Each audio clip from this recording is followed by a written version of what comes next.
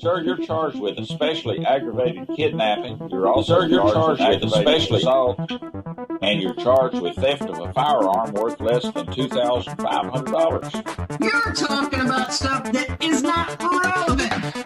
Hello and welcome to the Court of Public Opinion. I am the recovery addict, and boy, do I have a case for you today. Why is the dog chewing on this guy? I think they have got the wrong guy there. Got the wrong guy. The dog was biting him. He roughing him up quite a bit. There's a lawsuit. 9 out of 10 judges prefer watching the Recovery Addict live stream in their court. The fireworks are not done. Now we're getting commentary on the case. Dahil hihiyanggoy ka ang parade service like, you know.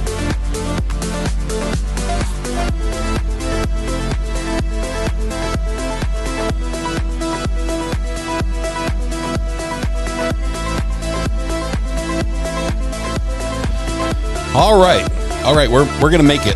Thursday morning is going to happen whether or not we're ready, so we might as well just start. I apologize for being just a tiny bit late here this morning. Just a tiny bit. Thanks for your patience. Welcome to the Court of Public Opinion. I am the Recovery Addict. Thank you so much for being here this morning.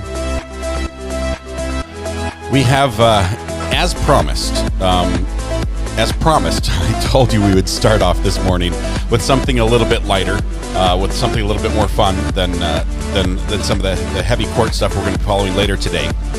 And so I want to kick it off right off the bat. But first, I have to say welcome and thank you, as always, to our CEO of the internet, Sharon McDonald. She was first in chat. I missed the first chat, but I did see her. She was first in chat this morning. So you are the winner, Sharon. Congratulations once again. You know what to do. Just keep it up and running for us. We'll all be happy. That would be fantastic. I promise you. Alex stole it as well. Alex stole it. I promised you. Oh, wait, we have a month. Purple Butterfly 77.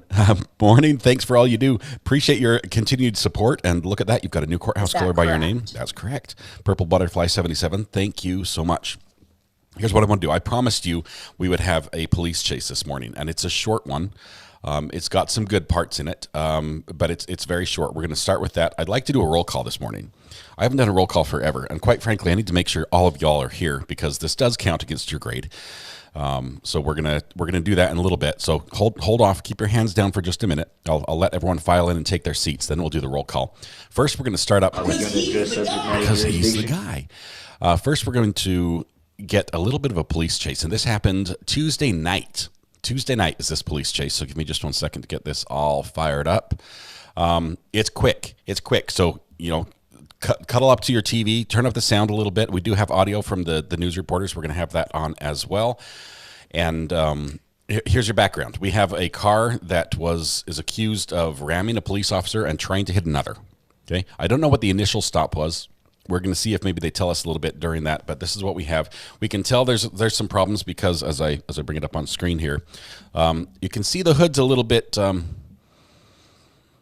let's just say it's an aftermarket modification. Okay, it didn't come that way, so we're going to go ahead and kick that one off right here. So that's where we're going to end it up. They don't find the guy.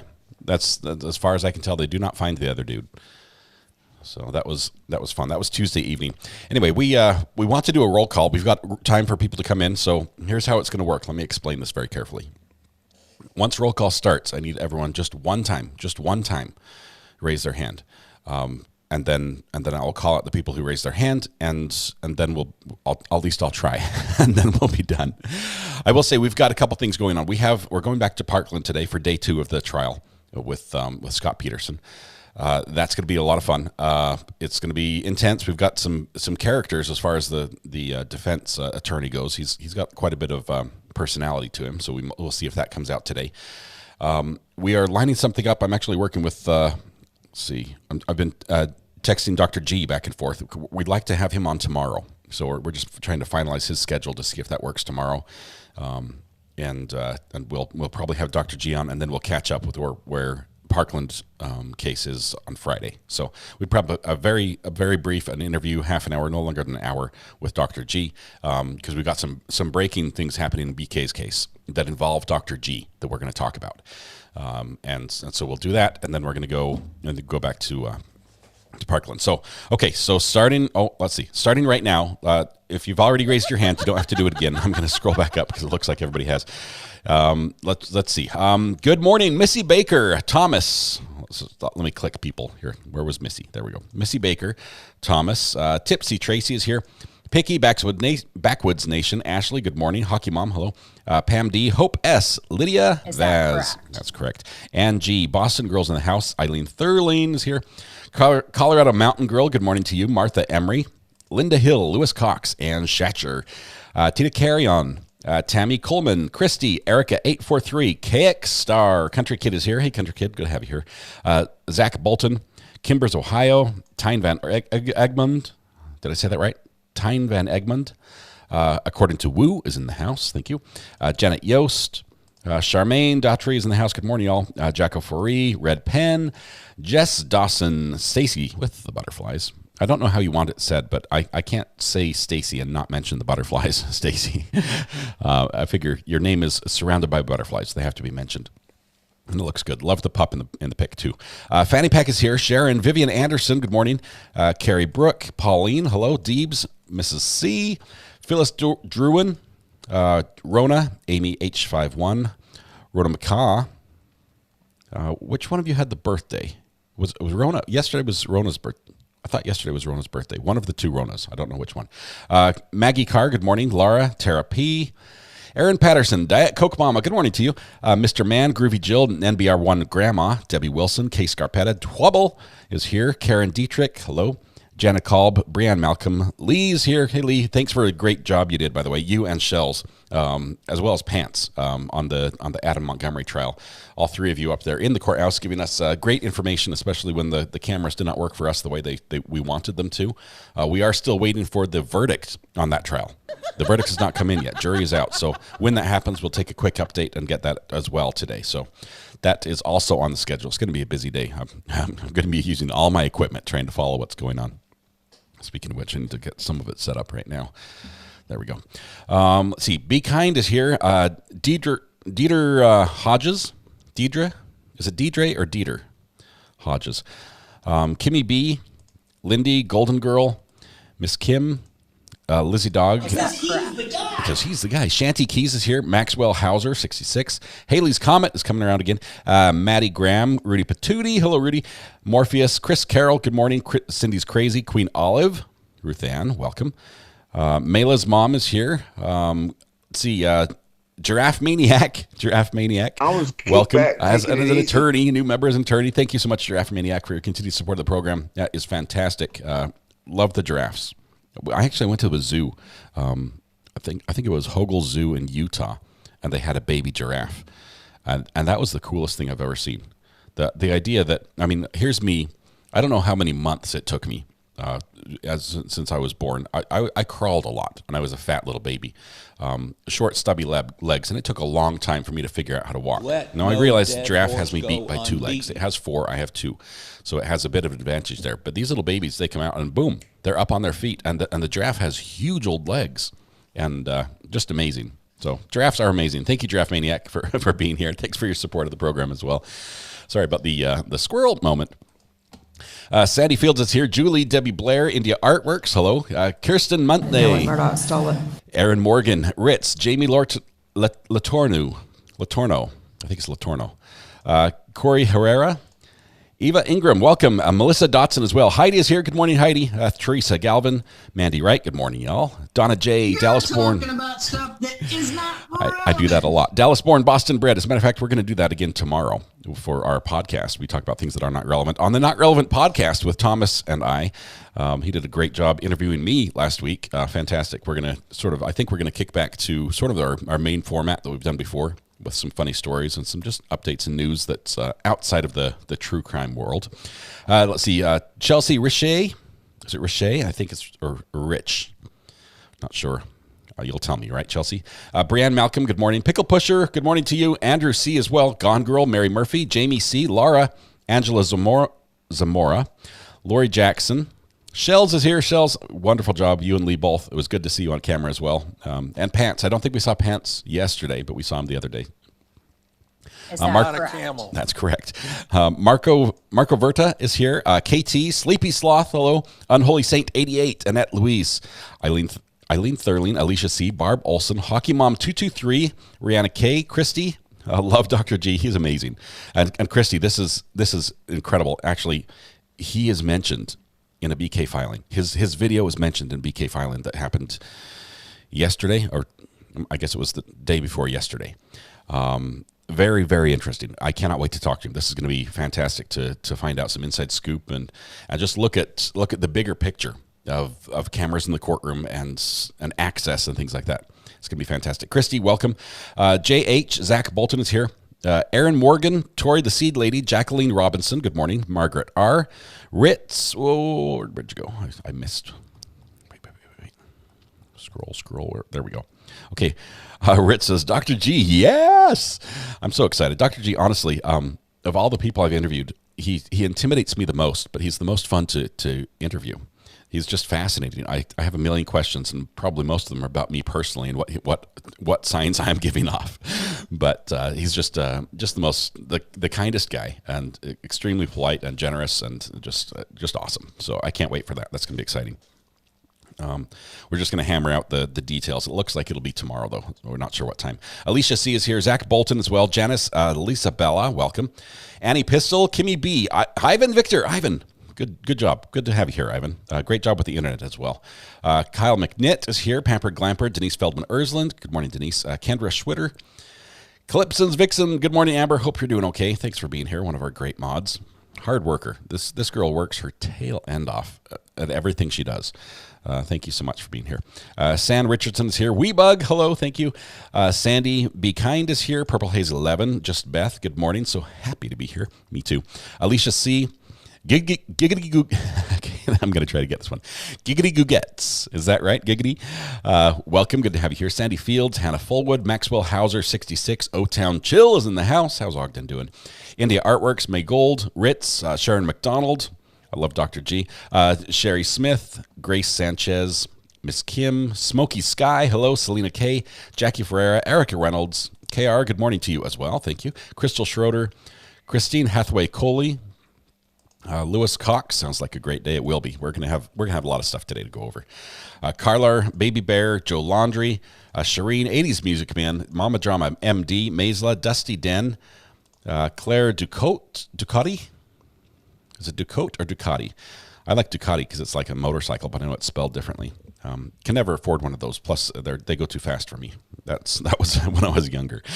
Arlie's Holloway is here as well. Jana Kolb, sup, it's Am. Welcome. Kristen Mona Cameron. Kristen Morona Cameron, welcome. Gracie Noel, Sharon Heinrichs, Vivian Anderson, KT, Dieter Hodges, the Creative Bee. Hey, Debbie, good to have you here. Shara Wolf, for those that don't know, Debbie actually, I haven't mentioned this in a little while. Debbie made this chart that's over my shoulder right here. She made that plaque. It is absolutely amazing. I love it. It's fantastic. Thank you so much. She actually does that. She has a little business on Etsy where she sells those and other themed charts, not just YouTube ones. So if you ever need a plaque made for somebody, if there's someone special in your life that is that deserves some recognition, and honestly, a personalized recognition like that goes so far. It's so much better than a gift card. It's just amazing. I may get other plaques as a YouTuber. I may not. It might not happen. I may get other plaques, but none of them will mean as much to me as that one does. Debbie, thank you so much. If you ever want to get a plaque for somebody in your life, or either it's an employee or a family member or something, just recognizing their success, I'd encourage you to go over to Creative Bee's Etsy shop, and you can do that by typing !B in chat, and you'll pull up a link to it. Well worth a look. And Debbie, thank you so much for being here. Eva Langham, welcome. Amy Matney, good morning. Ritz, Christy G. Jerry Sides, Britta Aller, welcome. Distilled Illusion, Judy. Ashtree is here. Squirrel. Draft Maniac, we got you there. Gone Girl, we're spending my birthday with you and the Addicts. Your birthday, is that what I hear? Gone Girl, happy birthday to you. That is awesome. Anyone else who has a birthday today, this song's for you. I don't think I can sing today. I really, with it being Hump Day yesterday and doing 2 Hump Day yells as well as singing, I need to rest my voice just a little bit. But Gone Girl, just know that I do want you to have a happy birthday, and I'm so glad you're spending it here. Greeners is here. Geraldine Zamboni as well. Let's see. Geraldine Jamboni, a Goodman Law Firm. Nicole, good to have you here. We need to talk sometime, Nicole. Just catch up, see how things are going. Carol Williams as well. Tommy, 143. Pauline as well. Britta Aller. Christy G. I think I'm catching up to all the hands. Angie Childress. Gypsy Moon. Stacy. Groovy Jill. I think I've got most of you. Scarlett O'Hara. Oh, my goodness. I just saw where the scroll bar is. I'm like halfway back in chat. Scarlett O'Hara. Judy Nicole. Rosawa. Fur Baby's mom, Grandma Nancy, Scarlett O'Hara, got you twice there. Casey Ladwig, Dieter Hodgers. What time does court start? 10.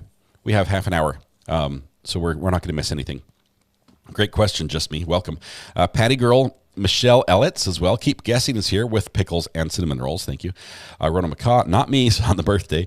Me, says Rona. Yes, happy birthday yesterday, Rona. I think it was yesterday. All the days sort of run together in my mind. But yeah, this morning we have anyone else that spends birthday with Gone Girl, please out yourself now. That would be the appropriate time to do that. Jeeps, Andrea Arthur, Terry is here. A good 90, first time here. Welcome. It's great to have you here. Glad to catch your first appearance, and it's alive as well. Swoop Queen is here. Morning. Sherry Smith, Arlene Laundry, MCAT. Dina Lucerizio. Let me try that again. I butchered that. Sorry, Dina. Dina Lucreziano. Dina Lucreziano. Is that close? Was that worth an effort? An A for effort?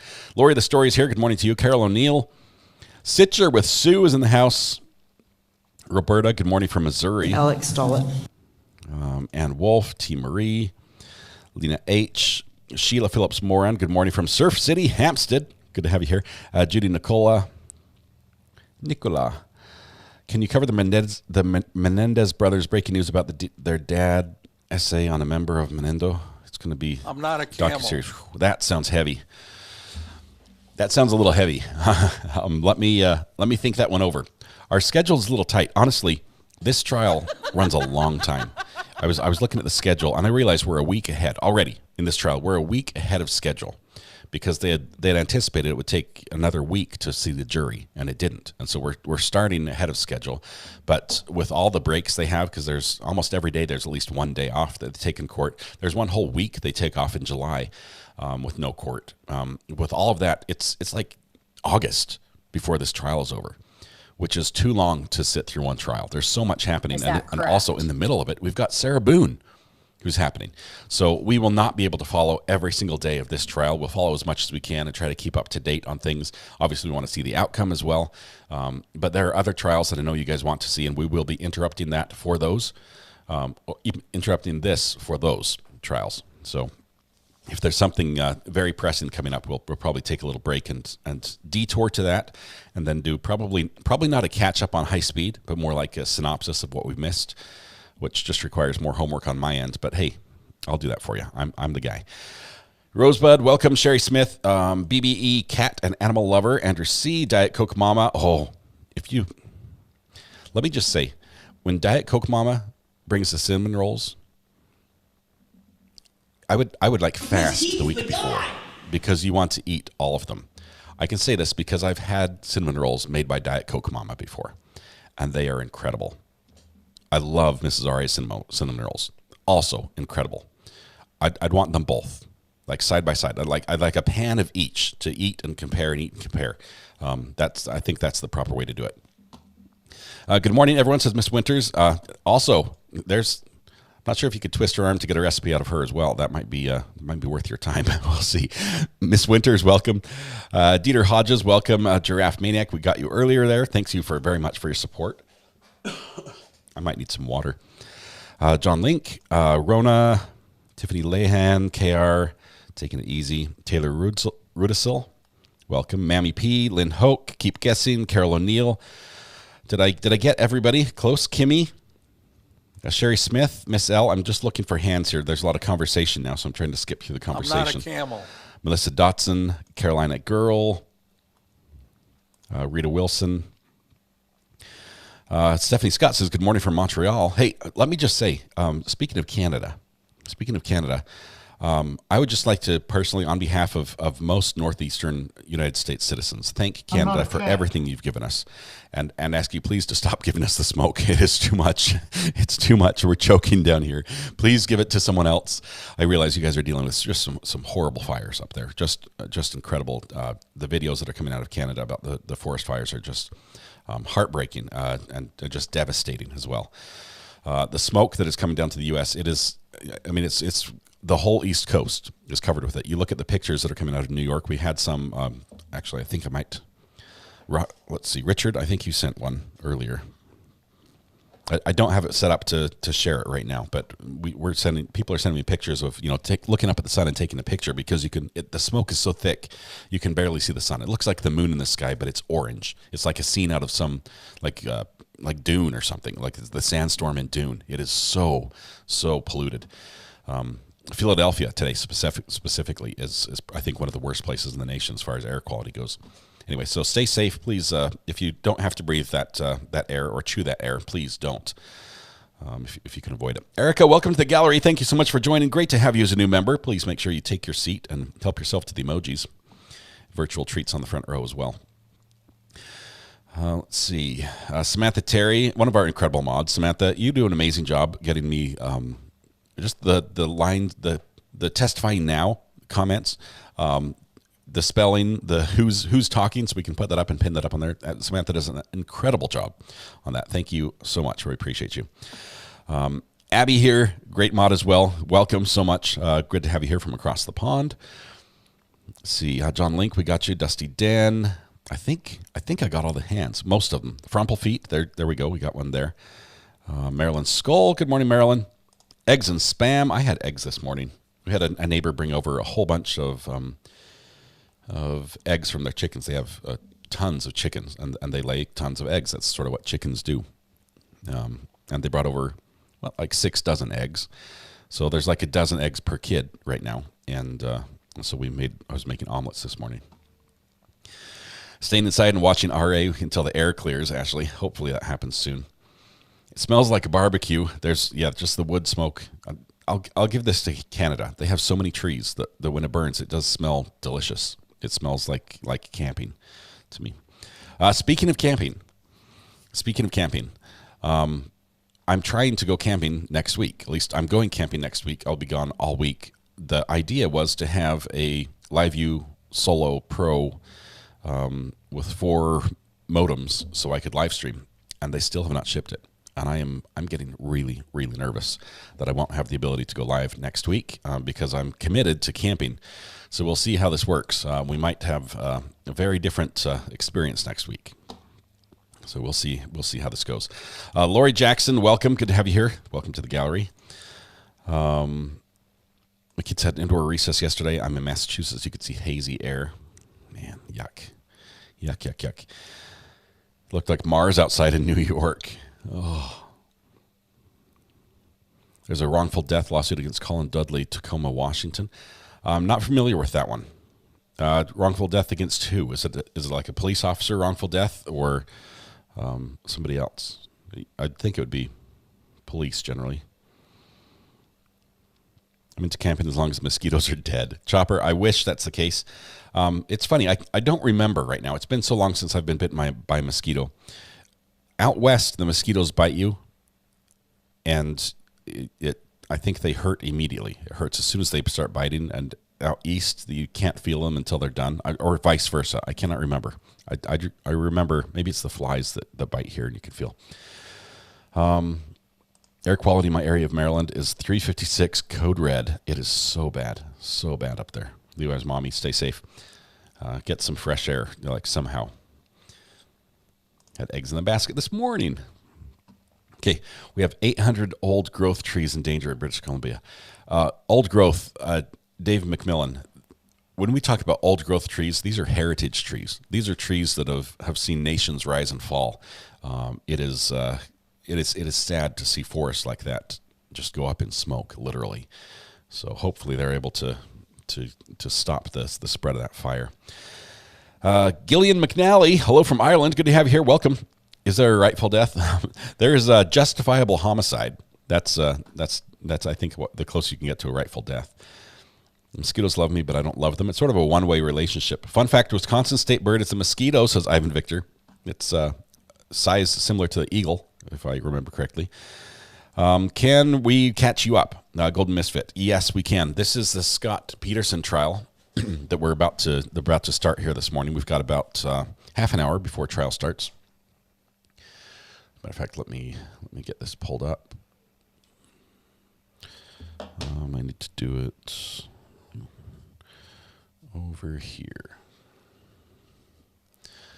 Fun little car chase going on there. That's not the one I want to watch. That's an old one from 7 months ago.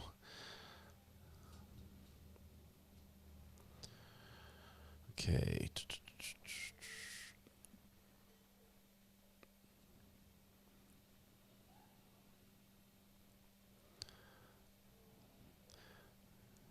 Give me just a minute. We're trying to find. Oh, great. Apparently, my YouTube was playing all night long. So now it thinks I've watched like all 7 seasons of the Darrell Brooks video. Let's see. Opening statements. There we go. This is the guy I want. Live from them. Boom.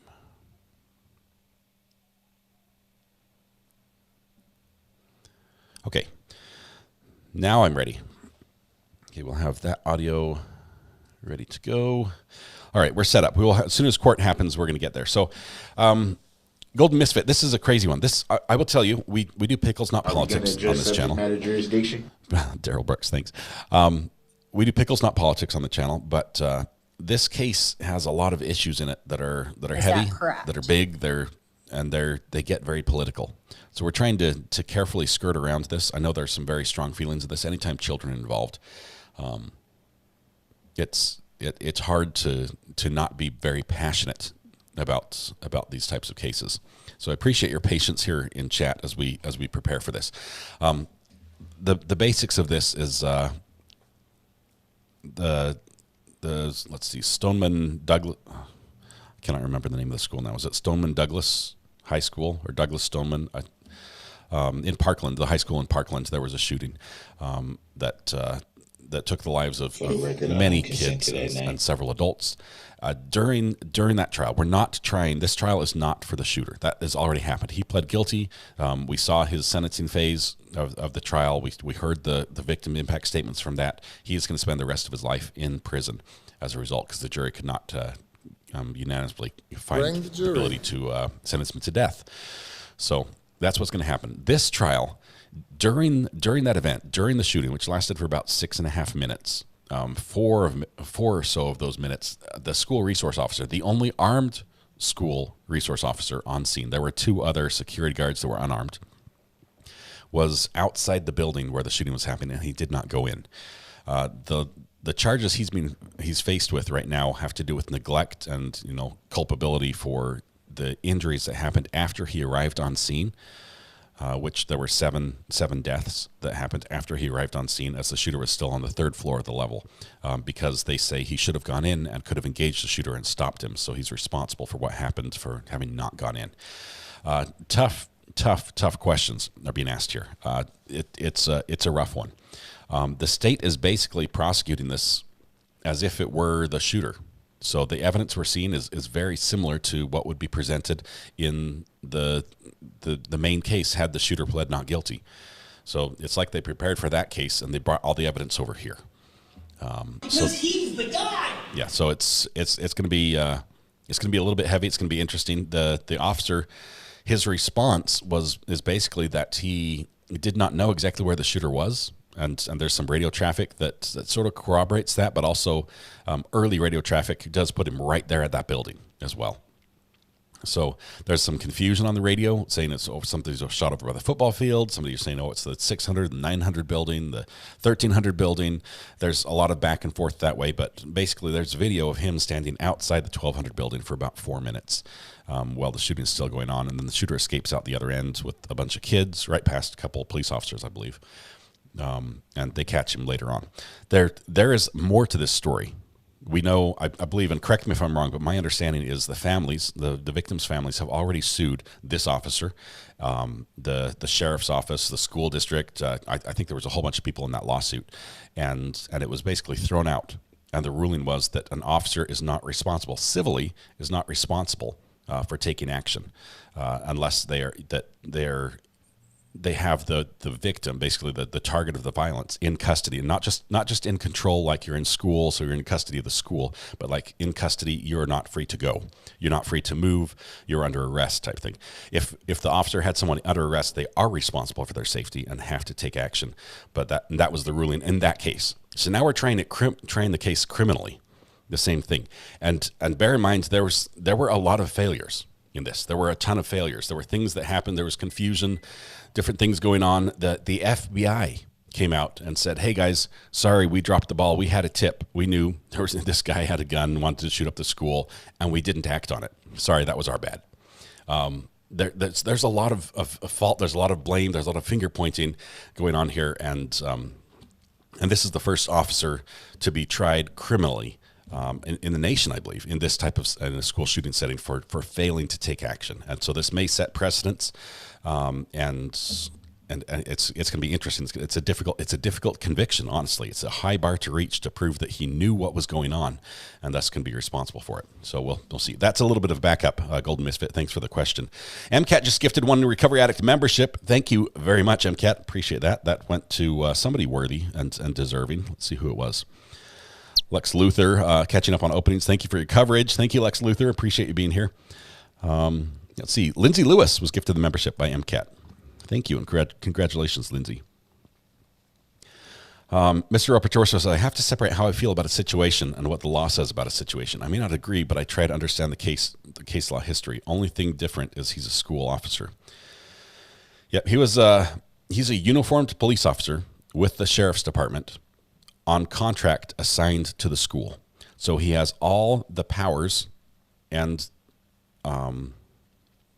resources, I guess you would say, of the sheriff's office. He wears a full uniform. He has the gun belt. He has the handcuffs, the mace, probably a taser, just the regular supply. Now, he was going up against somebody with an AR, an assault-style rifle, or sporting rifle, I guess would be the correct term.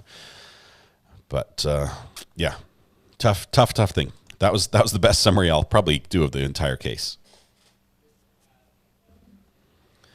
What is the charge? He's facing several charges. He's facing seven counts of neglect of a child. I think 4 counts of, was it something culpability, or it's sort of related to that. 4 counts that are similar to that, basically saying he should have done something, thus he's responsible. And then he's also facing 1 count of perjury because he gave a statement at one point. I'm not sure if it was an interview or where. Well, it had to be under oath for it to be perjury, so it would have to be an investigative type situation where he said he only heard a couple shots and something. The defense has said they sort of took that out of context, but we'll see. So he's facing a perjury charge as well.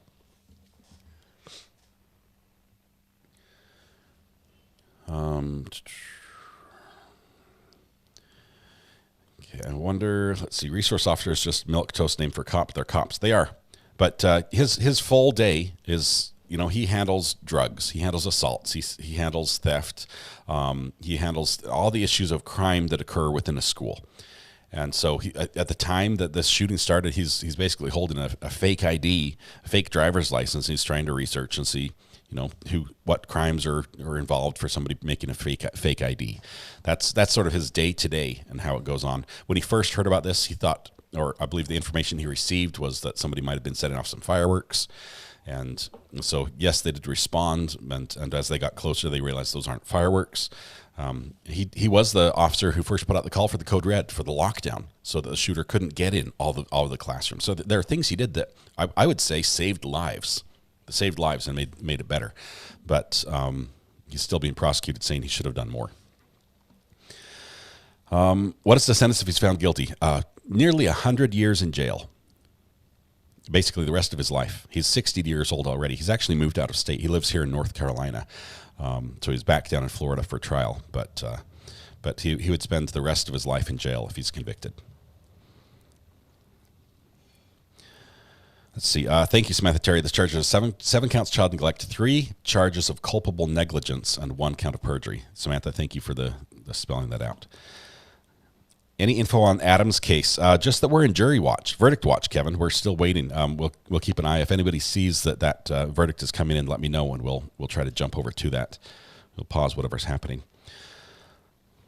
See, people wanting to help is a little different than being legally obligated to. It might not be such a good idea to make bravery coded into law. Instincts are beyond conscious decisions. There are serious issues here. Honestly, I wish there was an easy answer, Mr. Upper Torso. I wish we could look at this and say, well, this is what should happen all the time in these situations.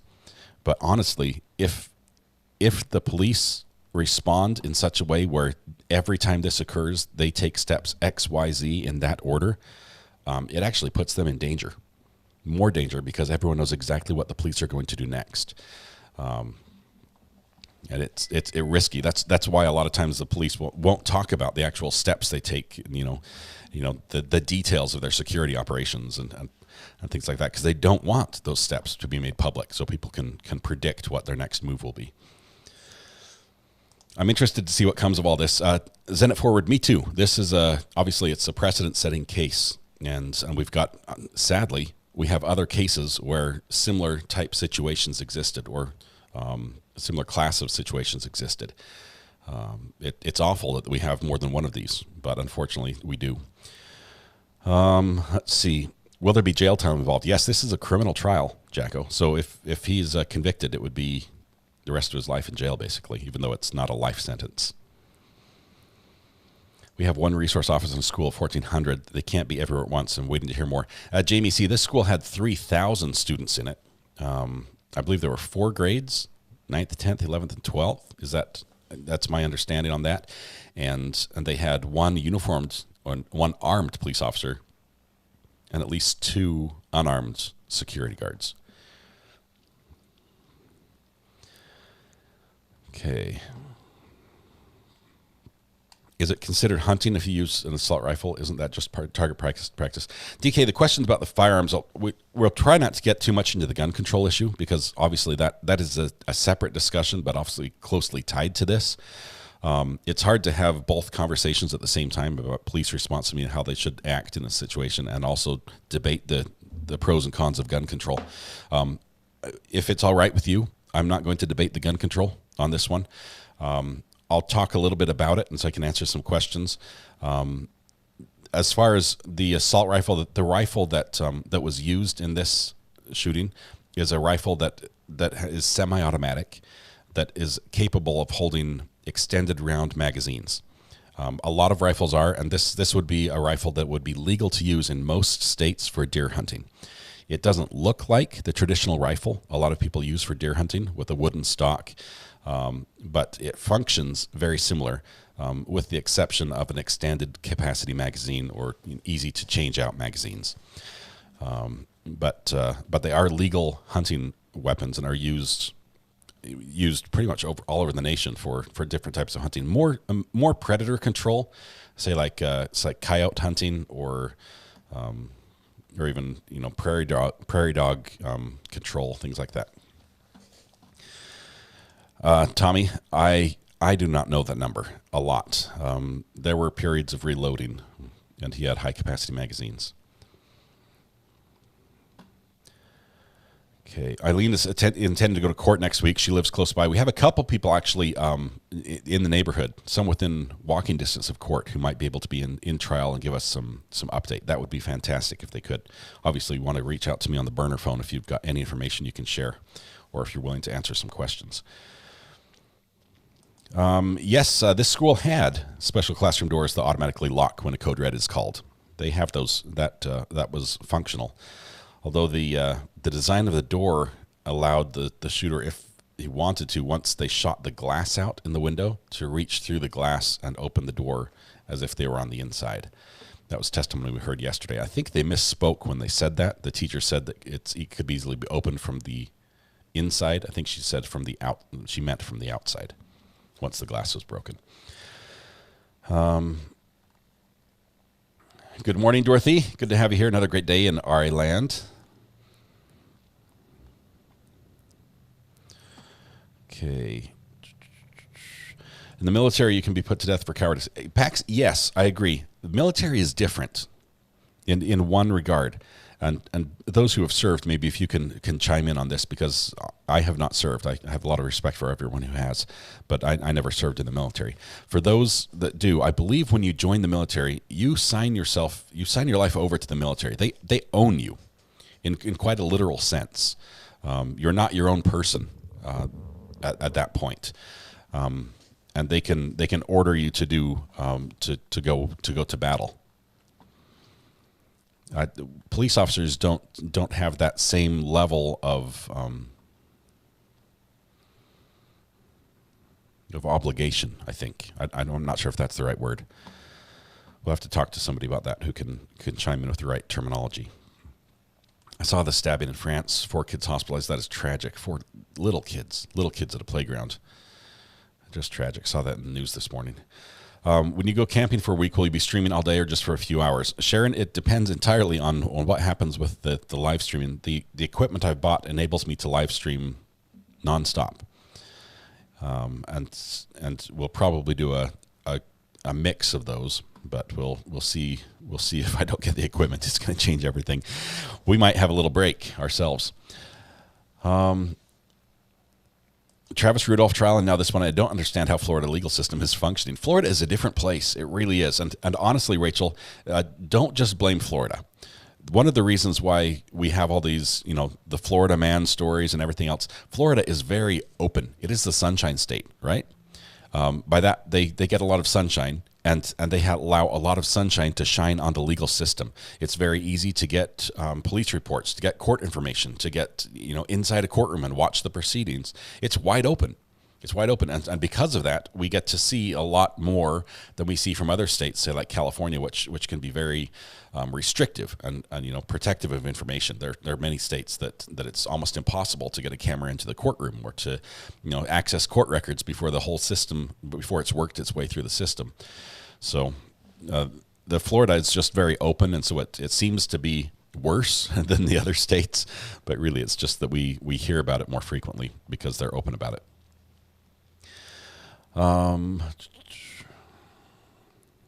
The government owns the military, but officers take an oath. They do.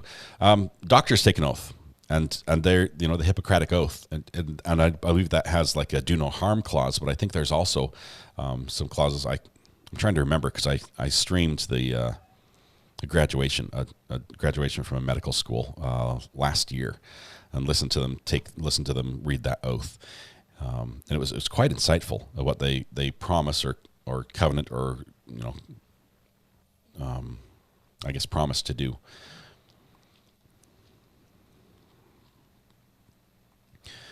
All right. Boom, boom, boom.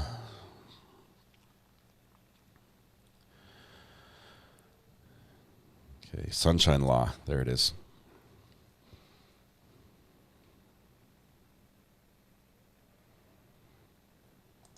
He had a shooting in our high school. Female PE teacher took him down. Mattoon, Illinois. If you want to Google, teacher went on Ellen DeGeneres for her bravery. That's neat. We've heard several stories about that. Similar ones. We had Riley called yesterday with her personal experience in a school shooting. It is live streamed. We are going to get to that. We're waiting for court to start. It starts in about 8 minutes. So as soon as that live video becomes available, we're going to jump over to that. I will tell you that because this trial is not about the shooting, because we've already seen a lot of this evidence in the Parkland sentencing phase for the shooter, and because I'm a parent of kids and this just strikes too close to home, I am editing some of this out. We're not going to be listening to the cell phone coverage or the cell phone videos taken in the classroom where kids are dying and are getting shot. I'm skipping that part. If you do want to catch that, it will be available on all the other channels. They are showing it. I'm not restricting you from showing that. I'm just saying that I believe the majority of our audience would rather not have that part and still be able to have this discussion without having images and sounds in their head that you just can't get rid of. The families don't want to see it. They're wearing earplugs in court when they're playing that. They're keeping their heads down. They're not looking at the screen. And I don't think I need that either. So I So that's my decision. That's on me. So if you disagree with that, take that up with me. My mods are just doing what I asked them to do. So please don't yell at my mods. They're amazing people and doing the best just to deal with every whim that I throw at them. Okay. Yeah, Florida is very different. They have it's very diverse as well. Let's see.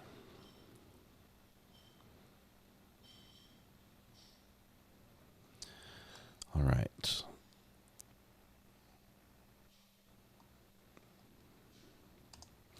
Yeah, Michael, good comment here. This armchair quarterback. We're looking back on the situation in hindsight with video from 57 different angles, with recorded audio from different police departments, and saying, okay, what should have been done in this situation was this instead of what was done. Hindsight is 20/20, as they say, and it's very difficult to sit in that situation as the individual, as Scot Peterson, and know what he knew. How do we put ourselves exactly in his position? And if he stood outside there and he thought they're shooting from the school, we've heard that somebody's been shot all the way over at the football field, and he's saying stay 500 feet away from this. They're shooting, the guy's in the school. He's shooting from the school, and not realizing that he's actually shooting in the school.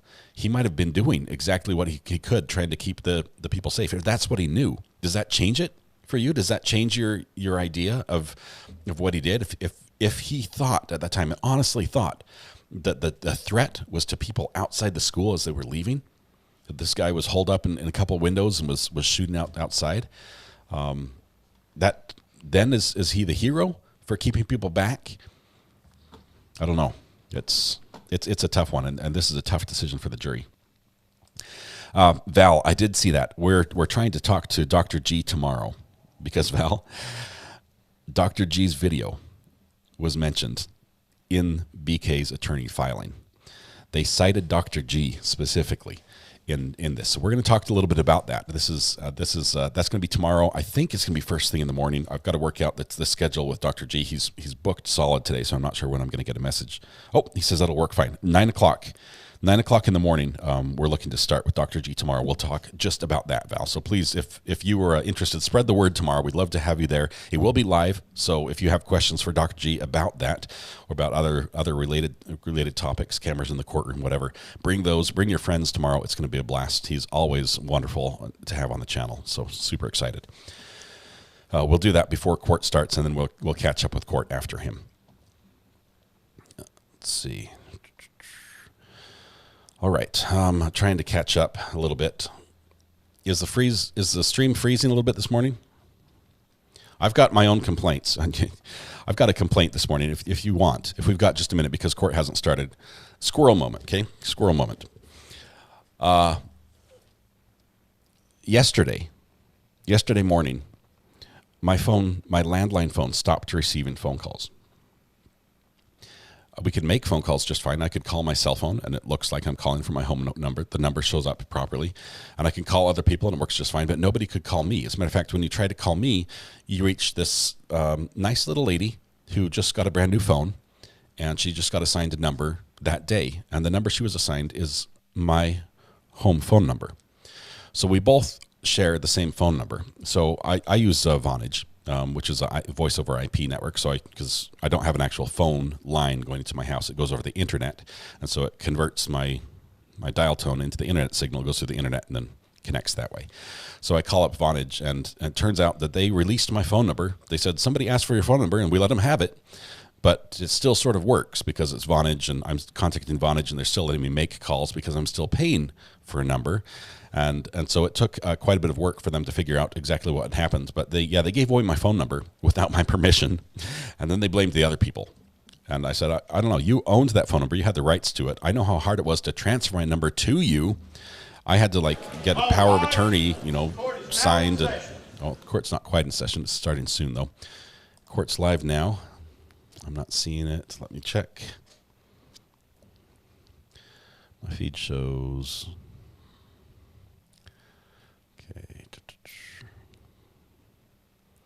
Refresh. Smiling face with hearts. Smiling face with hearts. Rough check with your local mosquito abatement program and request a property inspection and treatment and see if they do aerial spraying also. Rough smiling face with hearts. Smiling face with hearts. Thank you, Rebecca, very much. Thank you. That's a great message. Mosquito abatement. We'll need that for the camping trip. Let's see, Buttercup. Give Buttercup a pat here. My feed is not starting yet, at least the one I wanted to use. I might jump to a different one just briefly. Give me just a second.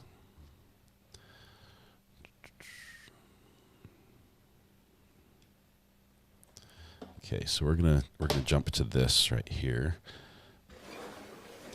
I think they're just getting situated right now.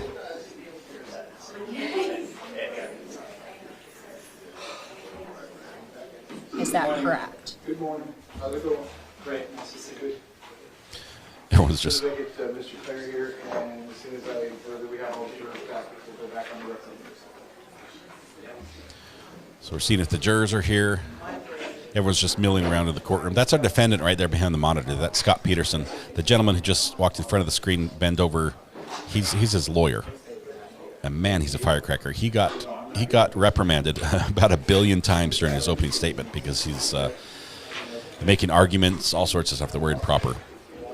Lots of objections, lots of sustained objections.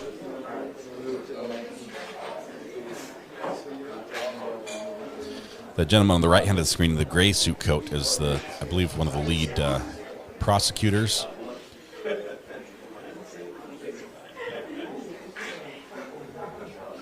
Wait till I actually get some.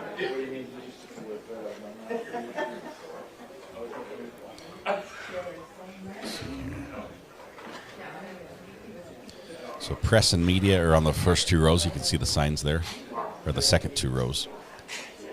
I think the photographer there on the front is looking back. She's a still photographer in this one. You'll see some cameras in her hand at various points. Oops. Sorry, it just accidentally faded to black. That's not what we need.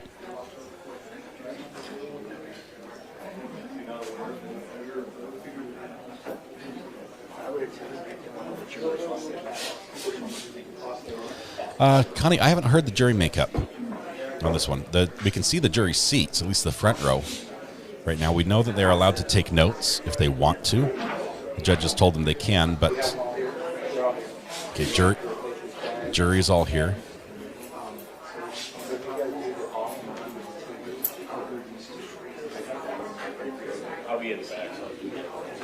That's a monopod she's attaching to a camera. Probably has a big lens on the camera. She's clipping that in.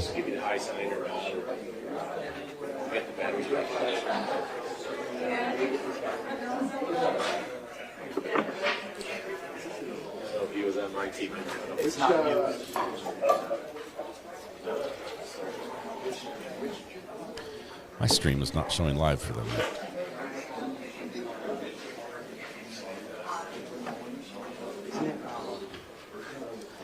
Unless they did something wrong.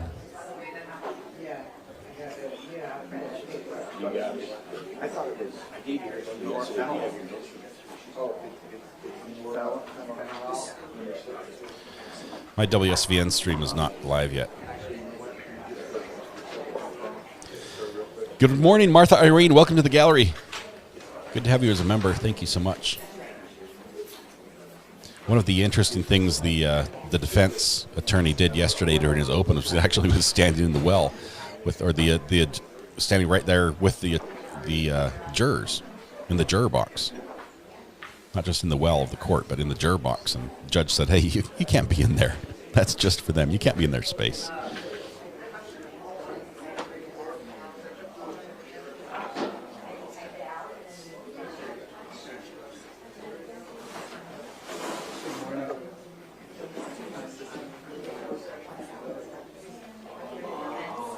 Let's see, Sharon, let me look for your previous message. Just 1 second. I might have missed it.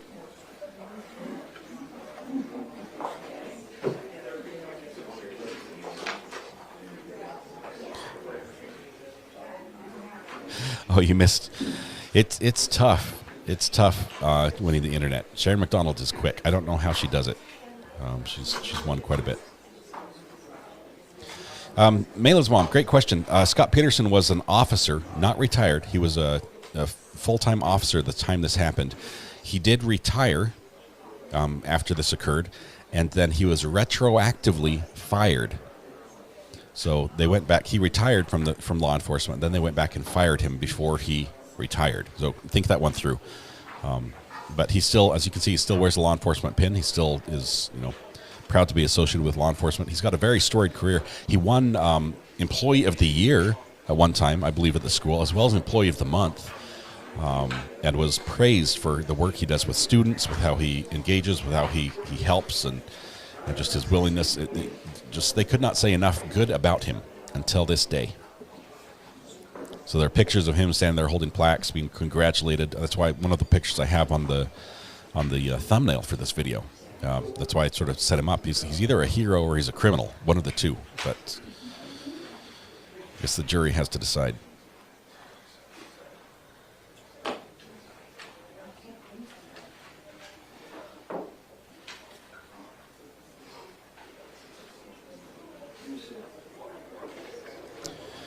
I don't think the Supreme Court said no duty to act. I thought it was a federal court that ruled and said there was no duty to act on the behalf for law enforcement to act.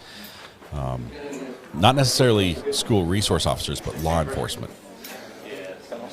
Okay, I'm going to go back on the record. This is State versus Scot Peterson, 197166 CF10A. I have Ms. Gomes, Mr. Kilroy, Mr. Klinger present for the state, Mr. Igosh present for Mr. Peterson. It was SCOTUS. Mr. Peterson likewise is present. We are outside the presence of the jury.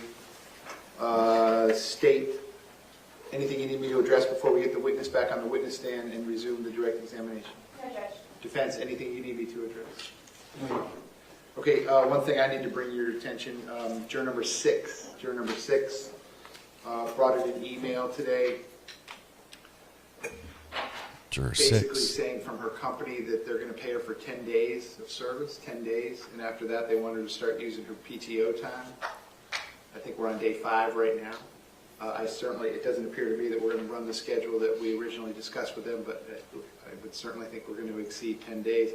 She's given me the contact information of the Director of Human Resources for her company. It would be my intention at the lunch break to reach out to that person and have a discussion with them before I start using their company's name out loud in open court.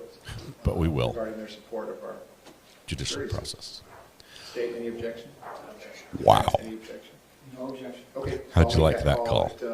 How'd you like to get that call? See what I can get accomplished when I get any information. Okay, let me just say. That. If I can get Sergeant Heinrich back on the witness stand, please. She might actually be better off than other jurors. I don't think every company is required to pay you during juror service. Generally, if you get the jury money, the company doesn't pay you. So that she's getting 10 days pay, that's actually good that a company's paying for 10 days. And once I have the sergeant back on the witness stand, you can bring the jury back in, please. Yeah, having to use PTO is crap. She should not have to use PTO.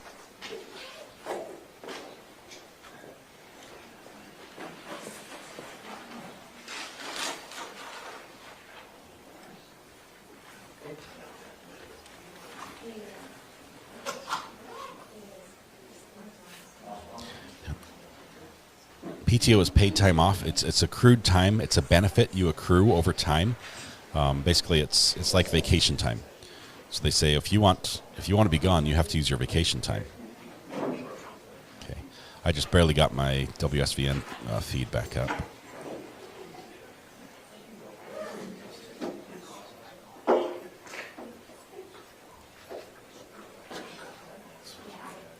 Okay, so we're gonna switch a little bit here. Give me a second to get this. Right back to the witness stand. Again, if you'll pause, I'll put you under oath. Yes, sir. Should we tell the truth, whole truth, nothing but the truth? I do. Okay, so now he's on the stand. He's sworn in.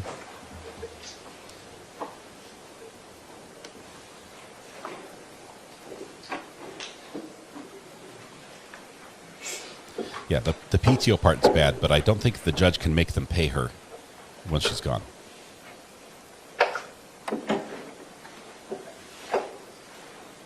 And if the judge doesn't like the way the conversation goes, this company is about to get blasted. Think of the exposure this case has. And if the judge calls this out, first of all, I don't think he should. I don't think it's right for the judge to do that. But because it can identify the juror.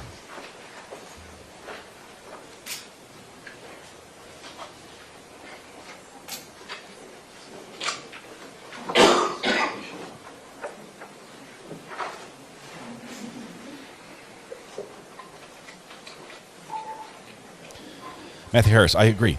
The company's not required to pay, so 10 days is really good. But the PTO is forcing her to use PTO is not right. She might misunderstand, I guess, the email.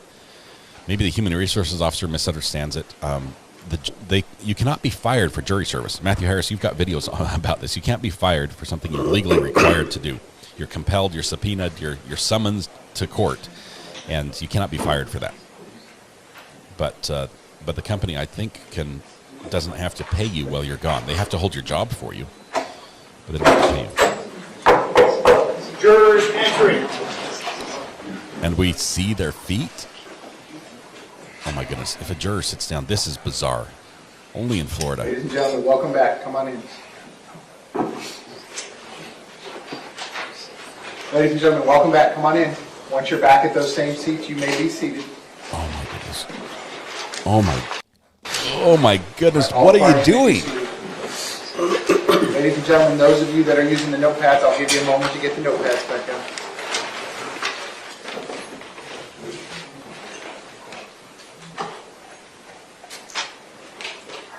I'm cringing on so many levels. Ladies and gentlemen, welcome back. I hope you had a nice night last night. When we recessed the trial yesterday, we were in the middle of the direct examination of the witness. We're going to pick it up right at that point. The witness remains on the witness stand and under oath. State, when you are ready, you may proceed. Oh my goodness. There's your sunshine law. Wow.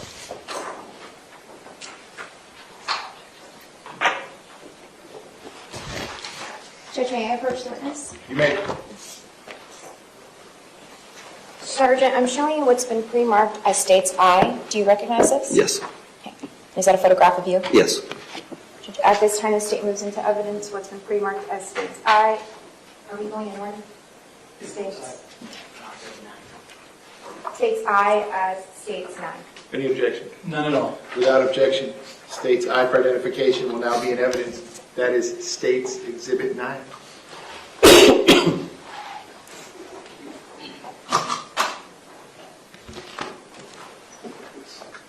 Your Honor, there's something on the screen. Yeah, is there something on the... I'm not sure what it is. Let's zoom in and see what it is. It's in German. Oh. It was in German. It's the instructions in German. May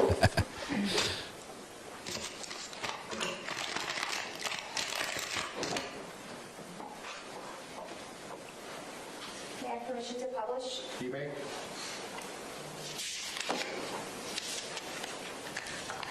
Sergeant, can you describe for us what we're looking at in this photograph?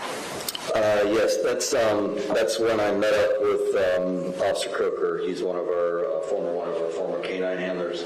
That was after I returned to the building with Chief McKeon, and they determined that Nicholas Cruz was no longer in the building.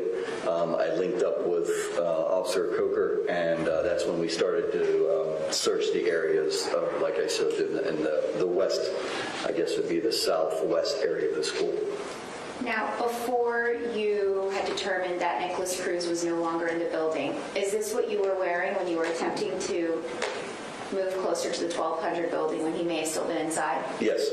And can you describe for us, is this what you were wearing when you were, initially you did not have this vest on, correct? Correct. They just showed jurors' faces. Nor did I have the gloves or the firearm. Okay. And why did you place these items on? Obviously, we thought the shooter was still at the school, or inside the school, inside the building. So that's why we were going back. He had not been caught yet.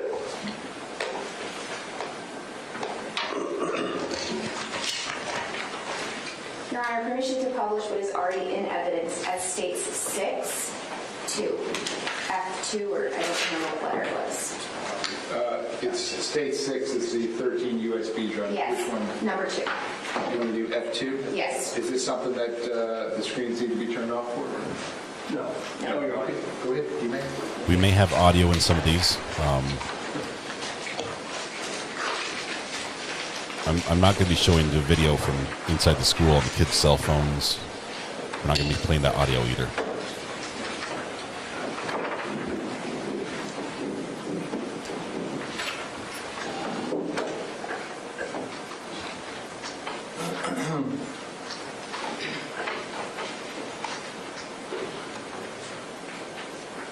Your Honor, this isn't the wrong exhibit.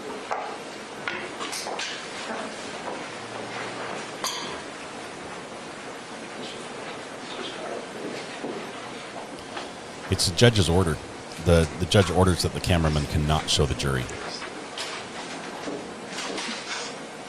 I will be able to look in the packet. The whole.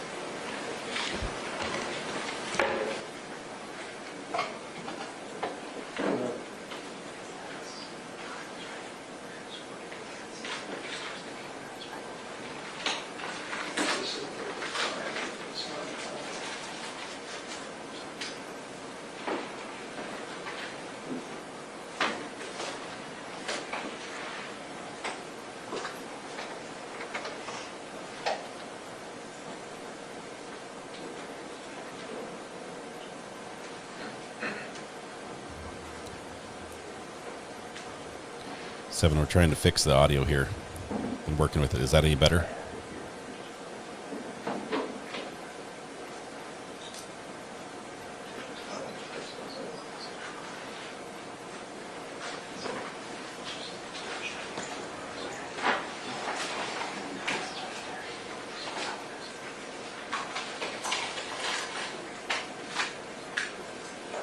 They've turned on microphones all over the courtroom, so we're hearing lots of background noise.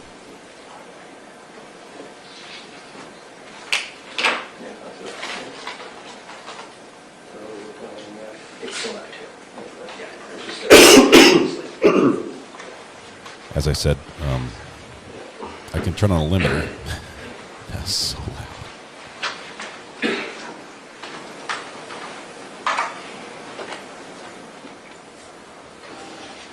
Okay, I've got a limiter on.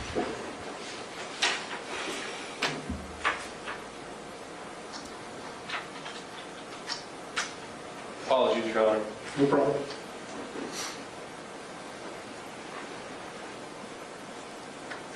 Sergeant, when you see yourself on the screen, will you please identify yourself? Yeah, I can see myself out in the middle of the baseball field with the fire hose watering the infield. Is that He's right what up corner here. of the screen? I'm sorry, like the top, I guess the top center.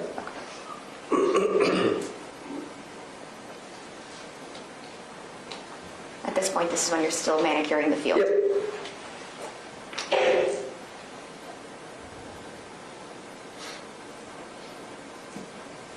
Sergeant, those students running, is that when you start? I don't believe I saw them at the time, because obviously I'm still, I didn't see, I don't recall anybody running at the time prior to that.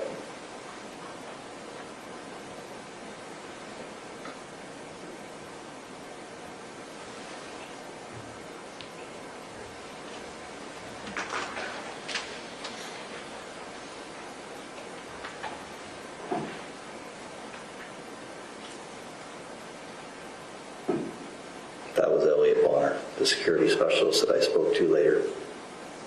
Or security monitor, I'm sorry, I think is his actual title, I'm not sure.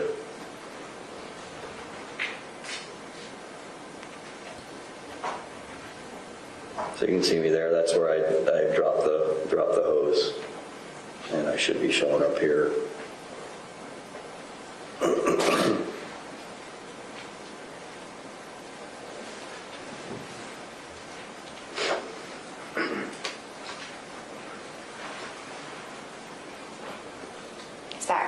That's Elliot Bonner, correct. Security monitor, I think. Security is monitor. what he is.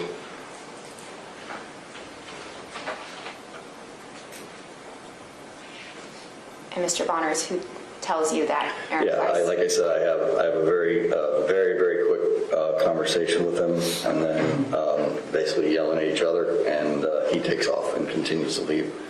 So this is when I come around the corner and I actually walk into the parking lot. Just to the left is where that gate is that enters into it's like the senior, there's some faculty parking there, but there's also a senior parking lot, and that's where I encounter Kyle. You can see there's a large group of people already there. There's a bunch of kids. Top left corner of the screen. Yes, the left corner. There's a bunch of kids there, and you can see when the gunshots start again is when everybody starts to flee. At that point is where I'm taking Kyle along the backside of those cars, out and around the football field, back to where I originally started, back at the baseball field. And at that point, is there any doubt in your mind that you're hearing gunshots? No.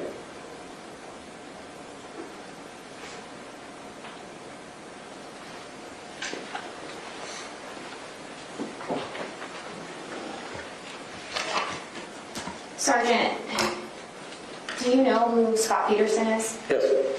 Did you know him prior to this date? Yes, like I said before, my wife worked at the school for, I think, 4 or 5 years. My son was a student there. It was not an uncommon occurrence for myself to come over after school. Working at my school, going and watching my wife. My wife's a basketball coach. She used to coach the basketball team there, so would come over and watch her basketball games or watch a sporting event at the school. You might be able to turn off one of the channels and then center Did it. you see Scot Peterson on the day of this incident? No. Did you see him enter any buildings? No. Did you see him render any aid to Aaron Price? No. Any of the students? No. Did he assist you in clearing any buildings? No. Did you see him assist any law enforcement officer in doing anything? I had no contact with him the entire day. Moment to refer.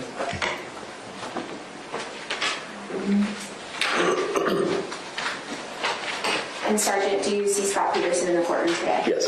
Can you please identify him? We'll by name? stipulate this is Scot Peterson. Go ahead, ask your question. No, I don't. Judge. No. Oh, I'm You sorry. were in the middle of your last question. Yeah. I know you're sitting, go ahead, ask your Can you please identify him by name? Yes, he's sitting right there. And what are To the left, I'm sorry, behind the computer, in a gray suit.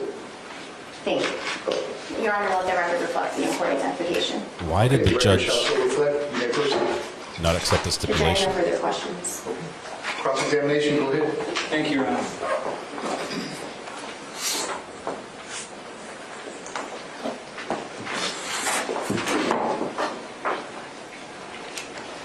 Good morning, Sergeant. Good morning, sir. This is not the first time we've met. We met once before, Yes. and that was for a deposition, correct? Yes, sir. And you had said yesterday that in preparation for your testimony, you actually read through that deposition, correct? Yes. And that was back on June 30th of 2022, is that correct? I'm gonna have to, I'll stipulate to you, yes. Okay. It sounds correct, yes. For jurors who might not be familiar with what a deposition is, right? We know what that is. That's Yes. something that in 27 years in law enforcement, you've done many of them, correct? Hundreds, you would say, probably? Yeah, probably. All right, describe in detail so they're not lost exactly what a deposition is. It's where you meet in front of an attorney, could be either a state attorney or a defense attorney, and they ask you questions to what your actions were and what you did during a case or during an incident. And there's a court reporter present, correct? That records everything. And both sides get a chance to ask you questions, right? Yes. Because unlike we see on TV, it's not trial by ambush, right? We get to know exactly what you're going to say, Yes. correct? And then the court reporter transcribes it, meaning type it up, right?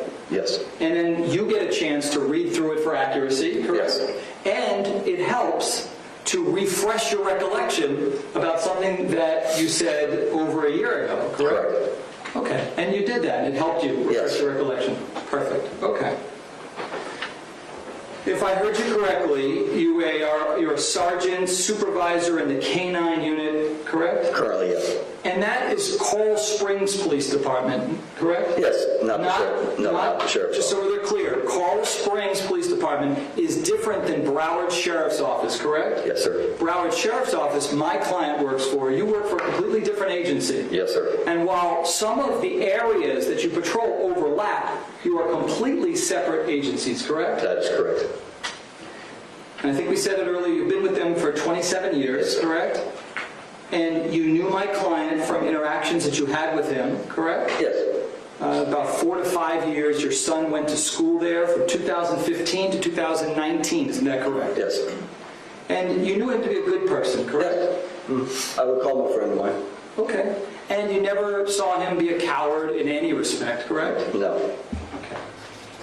And just so we're crystal clear, during the entire shooting, you never saw my client at all, correct? That's correct. Let's explain why, because you were in completely different areas, yes, right? So you never would have seen what my client was doing, correct? That's correct. How he was acting? I never had any interaction with him the entire day. Great. Judge, if I can approach?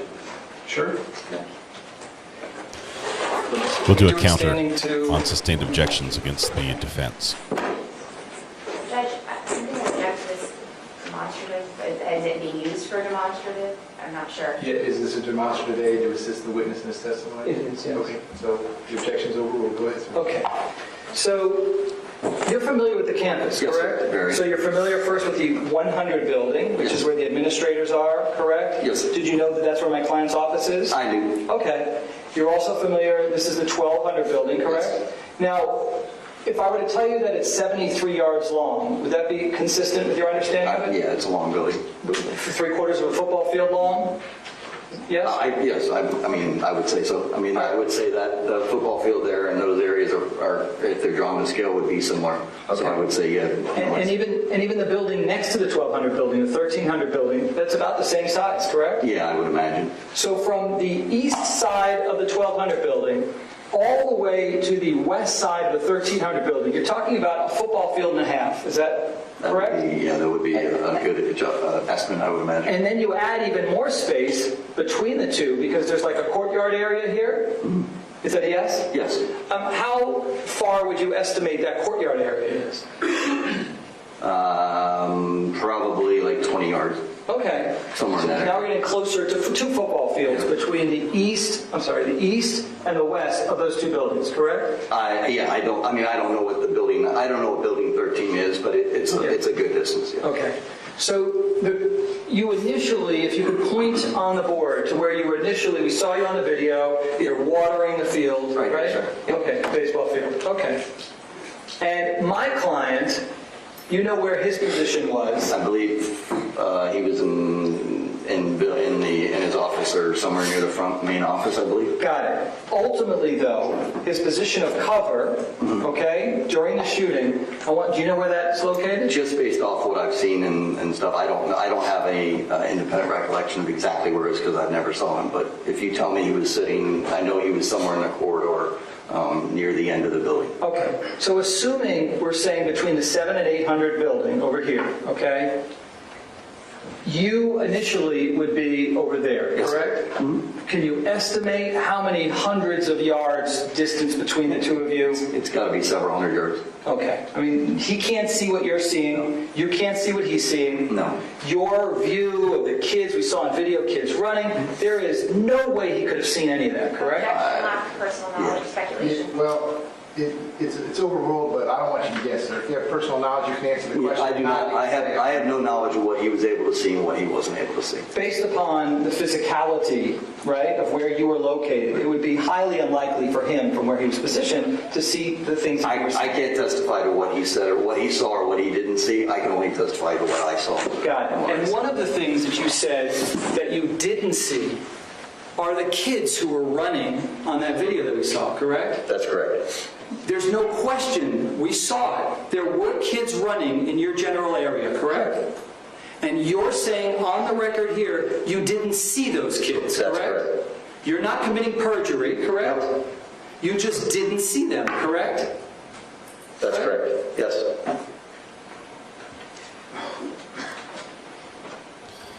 Now, when you were on the baseball field, you hear the fire alarm go off, is that correct? Yes.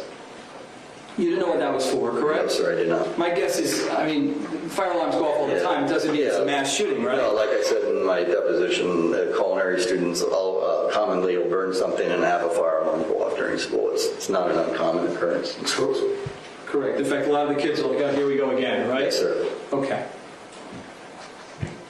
Then you hear 5 to 6 bangs, correct? Yes. And your initial thought was, wait, that's gunfire or no? No, fireworks. Correct. Like I stated. You thought it was fireworks. So the sounds that you were hearing are equally consistent in your mind to fireworks, firecrackers. Correct. Okay. So you hear those shots, and you don't have a specific location of where those shots are coming from, correct? No. You can't say, 1200 building, correct? No, absolutely not. 1300 building. No. Okay. You couldn't tell whether it was inside or outside, correct? No, sir. So when you're listening to those particular sounds in that particular area, there was no way to discern from the sound, the unique sound that was being created, that was from inside a building or outside a building. Isn't that correct? Yes, not from where I was at, no. Okay. Then you hear another round of gunfire, correct? That's correct. And that was before you see the kids running, correct? Yes. And only because you see kids running do you start to think, well, wait, that might be gunfire, correct? Yes. So had you not seen the kids running, your thought still would have been, well, this could possibly be firecrackers, correct? Okay. So that extra stimulus, seeing the kids running, helped provide you some additional information, Yes, correct? sir. All right. And by the way, all this is happening on the west side of the campus, correct? Yes, sir. All right. My client, as you know, is on the entirely opposite east side of the campus, correct? Yes, sir. All right. And there's no question, by the way, and I'm sorry you had to go through this. This was a very stressful situation. Yes, sir. And you've been through a lot. I mean, 27 years in law enforcement, you've seen some things. I would imagine, I do feel for you, this is trauma that you have to carry with you, correct? Objection, Your Honor. Relevance and counsel testifying. Yeah, it's actually sustained as to both. Go ahead, sir. Ask your next question. This was a very traumatic experience for you. Yes. No? Okay. You encounter security specialist Bonner in his golf cart, correct? Yes, sir. And he tells you that a code red had been ordered, correct? Yes. And did you ever, that afternoon, speak with either Anna Ramos No. or Assistant Principal Jeffrey Morford to determine whether it was my client who ordered the code red? No. Okay. Did Bonner ever tell you who he heard order the code red? No. Okay. Then you ran into Kyle Laman right outside the gate by the entrance of the senior lot, correct? Yes, that is correct. Can you show us on the board? This, by the way, now you're moving closer to the area, Yes, correct? that is correct. Okay.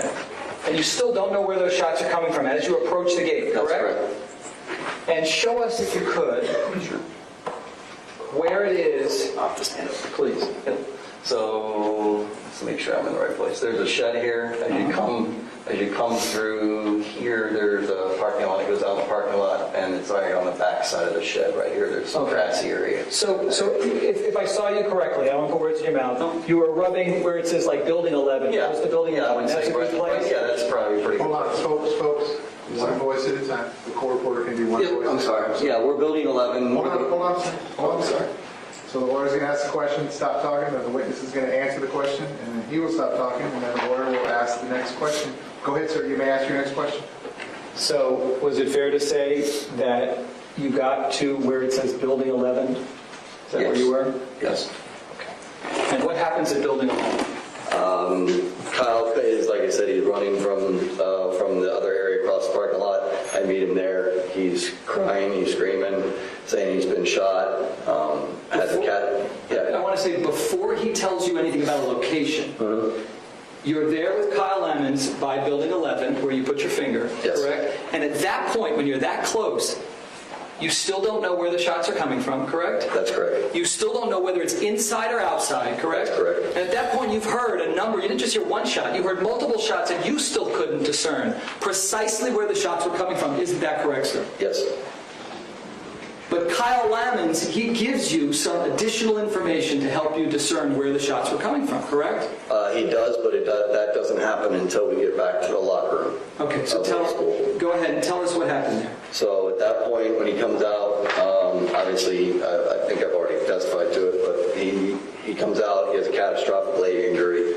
Obviously, I go into saving his life is my first priority.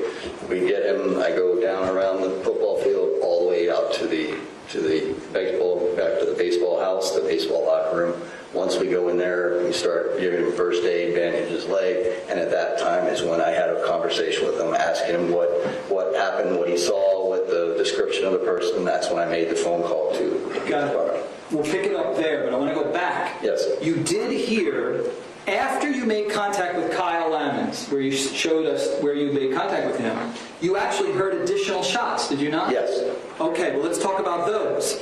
While you're by the Building 11, how would you, in words, describe for the jurors who weren't there, how would you describe the sounds that you're hearing? Loud, percussive, and reverberating off of the area. It was very, like I said, it felt like you were being shot at. It felt like you could feel the percussion of the fire, of the shooting. All right, you said a lot, and I want to make sure that I heard you correctly.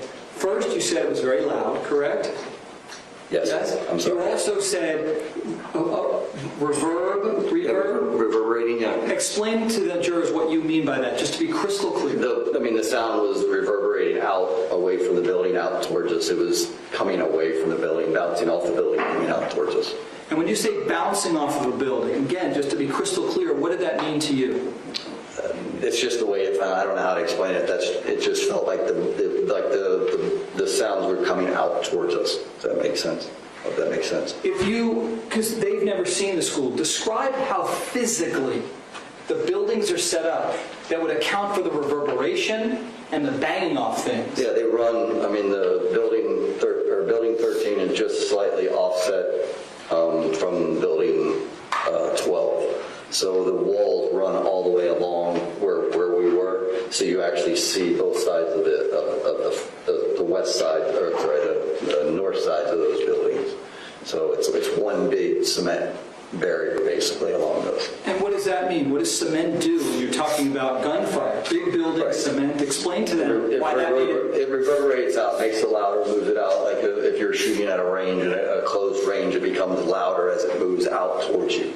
So that's what it felt like in that situation. Do you believe that the buildings, the way they're configured with concrete, the way that they are, made it more difficult to discern precisely where the shots were coming from? I felt at the time that they were coming from that area. Now, like I testified in the area of the 12 to 1300 building in that area, I couldn't tell you whether, like I testified before, I couldn't tell you whether they were inside, outside, up on the roof, third floor, second floor, first floor. I couldn't tell you that because I didn't have any active stimulus of anything. I didn't see glass breaking. I didn't see bullets being shot around me. I didn't see muzzle flash. All I could go off is what I was hearing, and there was no other visual stimulation except for the sound of the gunfire. If you could stand up again, when you said the best you could get was to narrow it down to the area around the 1200 and 1300 building. I just want to make sure that we're talking about the same buildings.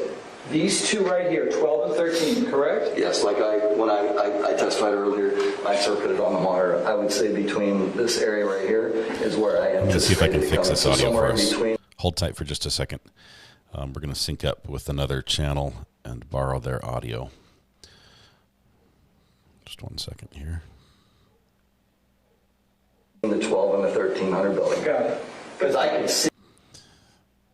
3, 2, 1. I was out in this area. I could see this whole end of the building. There was nothing that I would visually or anything along the line. So if someone was shooting out of that building, I probably would have been able to see hear a glass break or something along those lines. So I would estimate that it was in the area of the 12 and the 1300 building. But you also couldn't rule out a much larger perimeter, isn't that correct? No, like we've talked before, that's just where I heard the gunfire. That doesn't mean that was the only place there's gunfire. That's where I heard the gunfire. But candidly, when you were actually there in real time, it wasn't in your mind narrowed down to just that large yet circular area between the 12 and 1300 building. Isn't that correct? I'm sorry, I didn't understand the question. Isn't it a fact that in real time, when you're hearing those shots from where you've described your position, you didn't narrow it down and say, well, this is only the place that those shots could be, correct? I would tell you that if I were in the same situation that I was in that situation with a firearm, I would have gone to the area that I circled. That wasn't the question, sir. And That's what I would do. I got you. That's where I believe the gunshots were coming from, so that would answer your question. Well, isn't it a fact that you also believed that the gunfire could have come from outside of any of those two buildings, the 12 and 1300 buildings, yes? In that area, yes, sir. Correct. You also included in that scenario the top of either of those two buildings, correct? Sure. Absolutely. I guess I think I've already explained that I was not able to visually see exactly where the gunfire was. There was no other visual stimulation. I was just merely going off of what I could hear. I got you. Okay. So I'm going to just run through a number of scenarios in your mind at the time, because now we know a lot more now, correct? That's correct. You had no idea when you're in that moment what you're dealing with, correct? That's correct. In fact, now we know there was one shooter, but you actually thought there could have been more, correct? Yeah, there's always a +1 rule in law enforcement where there's one shooter, you always believe there's a possibility of a second. It's just it's one of the training techniques that we use. And so there's always on your mind the idea that there could be multiple shooters unless and until you're told otherwise, correct? Yes, sir. And even though you're hearing shots in a general 1200 to 1300 building area, you don't know whether there's other shooters around the campus, correct? No, I did not. That's all in play at that moment, correct? Yes, of course. So some of the other things that were in play, we just talked about, the tops of either of the 12 or 1300 building, correct? Yes. You also couldn't rule out like the neighboring buildings. I know you thought maybe 12, 1300, but it also could have been like the neighboring 6th building, right? Based on where I was and how I heard things, I didn't believe it would have been from the 6th, nor would I have believed it would have been from the football field. Got it. So let's narrow it down to this area, correct? Because you're not just saying inside or outside of the 12 or 1300 buildings, you're also saying the potential areas around those buildings, correct? Yeah, the area that I circled and showed you, yes, sir. But it would also include the courtyard area, correct? In between 12 and 13? Correct. Yes. It would also include the parking lot, correct? Isn't that your testimony? Not really. I believed it was coming from where I was saying, like I said, it was reverberating down that wall. Could it possibly? I mean, I'm not going to speculate the thing, but I'm telling you what I felt at that moment and my belief at that moment.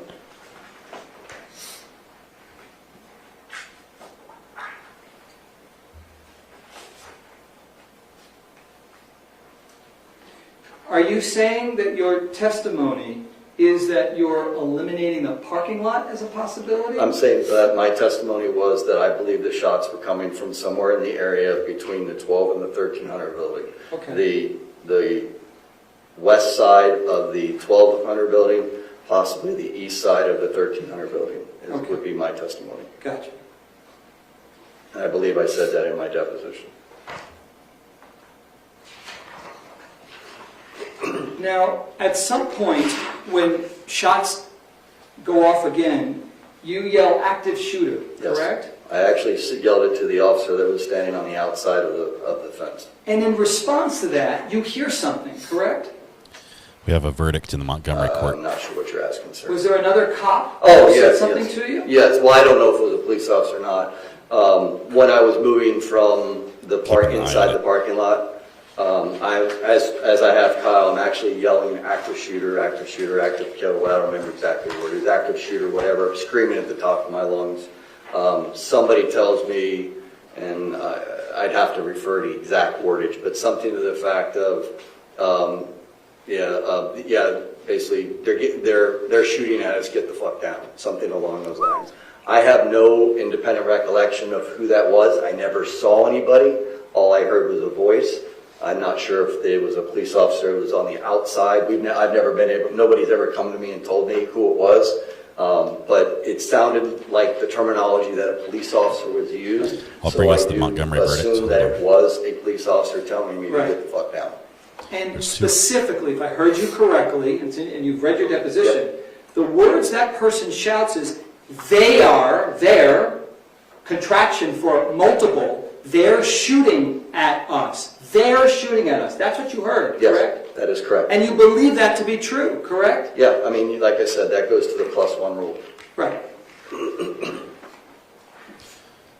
As soon as we see the Ad Montgomery case with the judge walking in, we're gonna take that live. Only reason why you knew that there was shooting going on specifically in the 1200 building and not outside or the areas around it or on top or in the courtyard area is because someone came up and told you that. Isn't that correct? Yes, because I went towards them and found him, yes. Got it.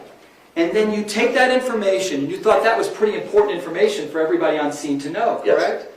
So important that you didn't call the general police line, you called 911. Yeah, correct? like I said, I think by mistake I actually called our non-emergency number, but I got through and I talked to our communication supervisor and provided that information. I don't know if it was a 911 call or not. And so specifically, you recall that the person that you spoke to at 911 was named Pat Thurman. Yes. Isn't that correct? Yes. So you have a specific recollection during the shooting of calling into 911 and relaying critical information that there is an active shooter inside the 1200 building. Isn't that correct? Yes, sir. Do you know what Pat Thurman did with that information? I do not. Pat Thurman works for Coral Springs, not for BSO. That's the state. Mr. Igosh, you are not the witness, so you need to form your comments in the form of a question to the witness in your cross-examination. Go ahead, sir. Isn't it a fact that Pat Thurman works for Coral Springs? Yes or no? Yes, he's a supervisor in our communications division. Okay. And you're aware that the communications that exist with Coral Springs is separate from the communications of BSO, correct? Yes. You don't share radios unless they are patched and intentionally joined together, correct? That is correct.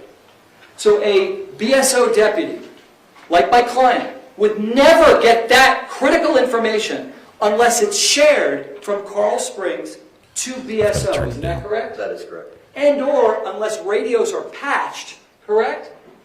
Is that a yes? Yes, I'm sorry. I didn't know that was a question. Did you think when you made that information, when you gave that critical information, that that would make its way to my client and other BSO deputies? Of course. You believe that that information was critical, correct? Of course.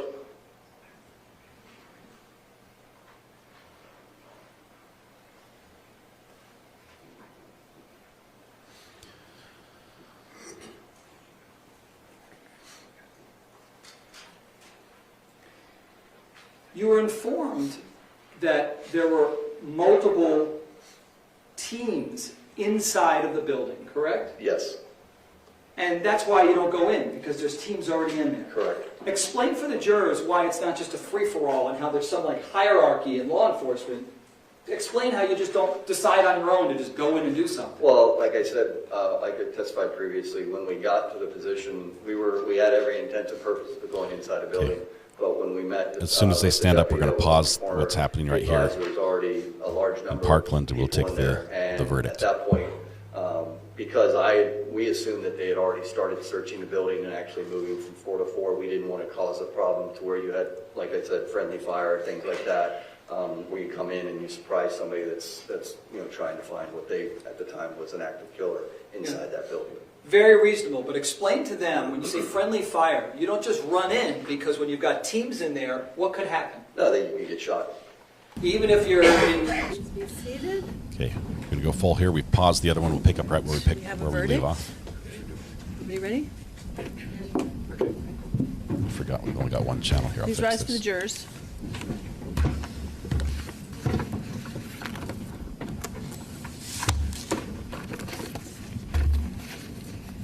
There we go.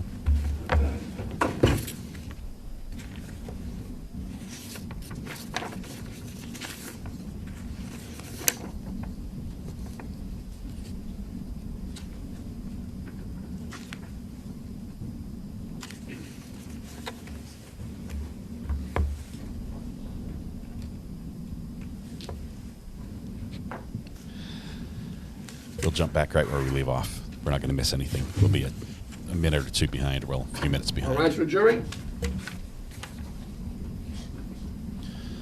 Deliberation, I'm not sure exact time, I'd say under 8 hours. I think we're closer to 6 hours of deliberation time in this one. Just off the top of my head, maybe 4. I think it was 4. Did a previous poll on this one, came back as, I think, 83%, 93% to convict. The defendant remains standing, and would the foreperson please stand? Madam Foreperson, it's the court's understanding that the jury has reached a verdict in this matter. Yes. As to charge ID 2008742C, charging the defendant, Adam Montgomery, with the crime of armed career criminal as it relates to the shotgun, do you find the defendant guilty or not guilty? Guilty. You say, Madam Foreperson, that the defendant is guilty? Yes. So say you all, ladies and gentlemen of the jury? As to charge ID 2008743C, charging the defendant, Adam Montgomery, with the crime of armed career criminal as it relates to the rifle, do you find the defendant guilty or not guilty? Guilty. You say, Madam Foreperson, that the defendant is guilty? Yes. So say you all, ladies and gentlemen of the jury? Yes. As to charge ID 1964101C, charging the defendant with the crime of receiving stolen property as it relates to the shotgun, do you find the defendant guilty or not guilty? Guilty. You say that the defendant is guilty, Madam Foreperson? Yes. So say you all, ladies and gentlemen of the jury? Yes. And as to charge ID 1964100C, charging the defendant, Adam Montgomery, with the crime of receiving stolen property as it relates to the rifle, do you find the defendant guilty or not guilty? Guilty. You say that the defendant is guilty, Madam Foreperson? Yes. So say you all, ladies and gentlemen of the jury? Yes. And on charge ID 1964099C, charging the defendant, Adam Montgomery, with the crime of theft by unauthorized taking as it relates to the shotgun, do you find the defendant guilty or not guilty? Guilty. You say that the defendant is guilty, Madam Foreperson? Yes. So say you all, ladies and gentlemen of the jury? Yes. And as to charge ID 1964098C, charging the defendant, Adam Montgomery, with the crime of theft by unauthorized taking as it relates to the rifle, do you find the defendant guilty or not guilty? Guilty. You say that he's guilty, Madam Foreperson. Yes. So say you all, ladies and gentlemen of the jury. Yes. Thank you. All right, ladies and gentlemen. What I'm going to do now is I'm going to have the alternates return to the jury deliberation room along with the deliberating jurors. You may now speak about the case, so if the, yes? Prior to the release, we would like to poll the jury. They want to poll the jury? And don't object to a poll as to the verdict instead of on every. On all of the verdicts together for each juror? Yes, okay. So they're going to pull the jury and say. I'm now going to poll the jury. So I'll ask you each individually for your verdict. And this is as to all charges. So on charge ID 2008742C, charging the defendant with the crime of armed career criminal as it relates to the shotgun. Hang on one moment. The attorney did not object. She said, I'm okay with you asking about all the charges at once, but ask each juror if they agree with all these verdicts. But ask them individually, do you agree with all these guilty verdicts?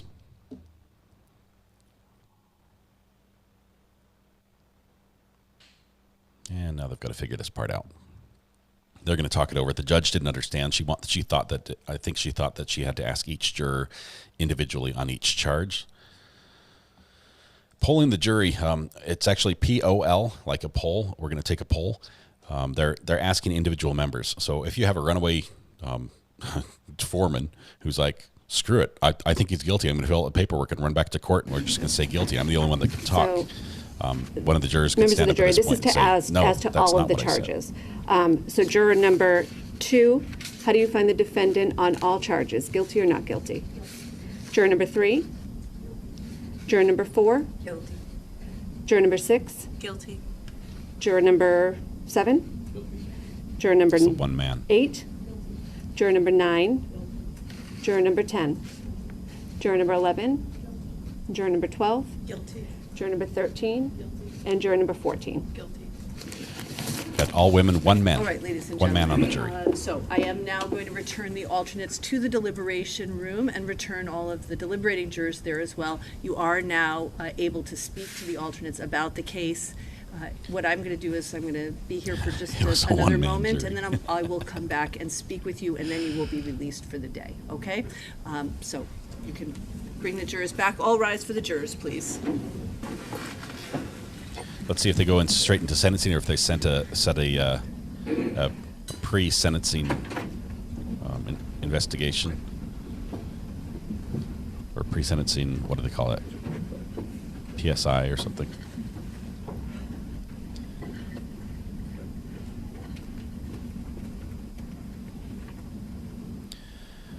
They had more males, but out of random drawing, the ones who actually deliberated were excused. May be seated. So, counsel, we just need to address the issue of timing for sentencing. So I'm going to look to you, Attorney Smith. What is your view about timing for sentencing? I can do it in 2 weeks, 3 weeks, convenience of the court. Okay, and do you have any idea how long you anticipate needing for this hearing? And I'll be asking the state the same. I think no more than an hour for our position on sentencing. Okay. And Attorney Agati, anytime after the, I'll say 3 weeks, I don't know that the court will have the time in the next 3 weeks, but anytime after that, is that satisfactory to the state as well? It is, Your Honor. We would estimate probably about the same amount of time, maybe a little bit less for our presentation. I think 2 hours total would be able to. He is still facing the murder charge and I will for his tell you missing that daughter. I do want any proposed sentencing sheets, and if you intend to provide sentencing memorandum, I do want those 5 days prior to the scheduled hearing, so 5 days in advance of the hearing.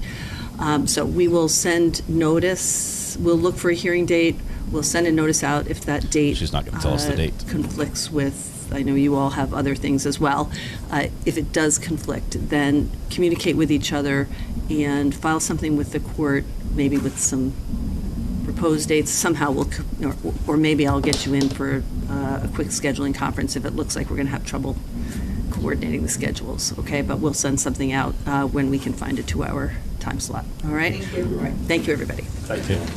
We're going to switch back over to the case in progress here. Yes. Correct? Yes, it's a stressful situation. So those situations have to be controlled. People can't just run in willy-nilly, correct? Correct. And by the way, you're wearing a vest at this point. You got a vest from someone. Yeah, it's a Why SWAT did you? vest. What's that? It was a SWAT vest. Okay. One of our SWAT vests. Why did you think it was important to wear a SWAT vest? It's obvious, but again, I want to make sure everybody's clear. Because there was an active killer shooting people at our school. And you didn't know that shots, wouldn't hit you, correct? That's correct. You know that my client didn't have a vest that day, correct? I did not know that. The times that you ever see my client on campus, did you ever see him wearing a vest? I never actually really paid attention to whether he wore a vest or not. Now, even though there were teams going into the building, you still chose to take a tactical position of cover, did you not? That's correct. Explain to the jurors first what a tactical position of cover is. Basically, we use the building to prevent being shot. Basically, use that as cover and concealment, anticipating that either somebody, active shooter, would come out of the building or start shooting again from inside the building outside. So there was a genuine concern when you're on campus there during that shooting. There could be shots coming from anywhere, correct? Yeah, I mean, like I said, when we specifically got there and we looked up and we saw the windows on the 3rd floor that were shot out, it was a very uneasy feeling of where we were, and that was the whole reason why we took a position of cover on the other side of the building. It was a much better area for us because we had actually, like I said, the building was able to provide more cover for us at that position than it was standing on which would have been the south side of building 13. The windows that you saw shot out, that was on the west side of the building, yes, correct? I believe so, yeah. Okay. It could have been west or, I think it would have been west side. Okay. If I can show you a picture Sure. and let us know whether this fairly and accurately depicts kind of, first of all, the west side of the 700 of the 1200 buildings. Yes. Well, Mr. Iger, item is not in evidence. You got it. Thank you. That's a big picture. Yes. Okay. I don't, there's more stuff, more building to the left, but. Correct. I think there was some more to the left, but yes. Does this memorialize the windows that you saw Yeah. shot out? Okay. Let me get it marked, and I'd like to introduce it, Judge, so there's no issue. Okay, can we do that? It can certainly be marked. State, you have any objection to the defense introducing evidence not in their case in chief? No, Judge, I have no objections. Okay. So, ladies and gentlemen, using prosecution. the way the trial works, the state puts on their case, they rest, the defense puts on their case, and we have a rule that you can only introduce evidence while you are presenting your case. However, by the agreement of the attorneys, if there's no objections, sometimes one party will introduce evidence in the other party's case. So although we are still in the state's presentation, without objection from the state, defense, you're asking to move defense exhibit A for identification into evidence right now? Yes, sir. And Ms. Gomes, you have no objection? No, Your Honor. Okay, so without objection, defense exhibit A for identification is now going to be in evidence. That is defense exhibit 1. Thank you, Your Honor. Thank you, State. Just this photo that I just showed you, Yes. just so we're clear, that is on the west side of the 1200 building, correct? That is correct. My client's on the entirely other side, the east side, correct? That is correct. Okay. There's no way physically for him to see these windows from where he's positioned, isn't that correct? That is correct. Okay. If you could take a look, show us the windows that you saw that had been shot out. I don't remember. It was on the third floor. I don't remember the numbers of one, but Gotcha. it was on the third floor, and like I said, I can't tell you specific of it. And that's fine. But one of these windows over here, Yes, correct? Yeah, somewhere along the top building of these windows over here. Okay. So, tactical positions of cover, that's not being a coward, correct? Like you weren't a coward, you took a tactical position of cover. That's how correct. you're trained, correct? And under what circumstances do they train you to take tactical positions of cover? Lots of situations when there's, when you're in danger, when you're being shot at. Well, it depends what's going on in that situation. And should you leave your tactical position of cover pursuant to the training when you still feel like you're in danger and might have potential sniper fire? That would depend, sir. Okay. You didn't leave your tactical position of cover until you knew you were safe, correct? At that situation, at that time, yeah, there was no, like I said, there was no gunfire going off, correct? Right. And no one came out with like a white flag to tell everybody, hey, it's safe, right? You had to make that determination on your own, correct? It was determined by the people over the radio system and then passed on to me. Got it. And that was your radio system, Coral Springs Radio. There was the BSO deputy and our now would be our chief that had a radio. So I was just going off of what they were telling me. I didn't have any real-time information to the radio. And by the way, you weren't the only one who took a tactical position of cover. If I heard you correctly yesterday, Captain McKeon, who's a SWAT commander, yes, he took a tactical position of cover too, correct? Well, I don't know if he's a SWAT commander at that point, but I don't remember exactly. I'm not sure what his position was at that point. But yeah, he took a tactical position with me. But I wrote down SWAT commander, so did he become a SWAT commander? I don't want to be misquoted what his exact thing is. He was in the SWAT team. He obviously had I don't know what his position, if he's an XO or if he was a commander. I'm not sure of his position at that point. That would have to be answered. I think he was a commander, but I don't know that for sure. But at a minimum, he's part of the SWAT unit. He is trained as a SWAT officer, and he took a position of cover, did he not? Yes.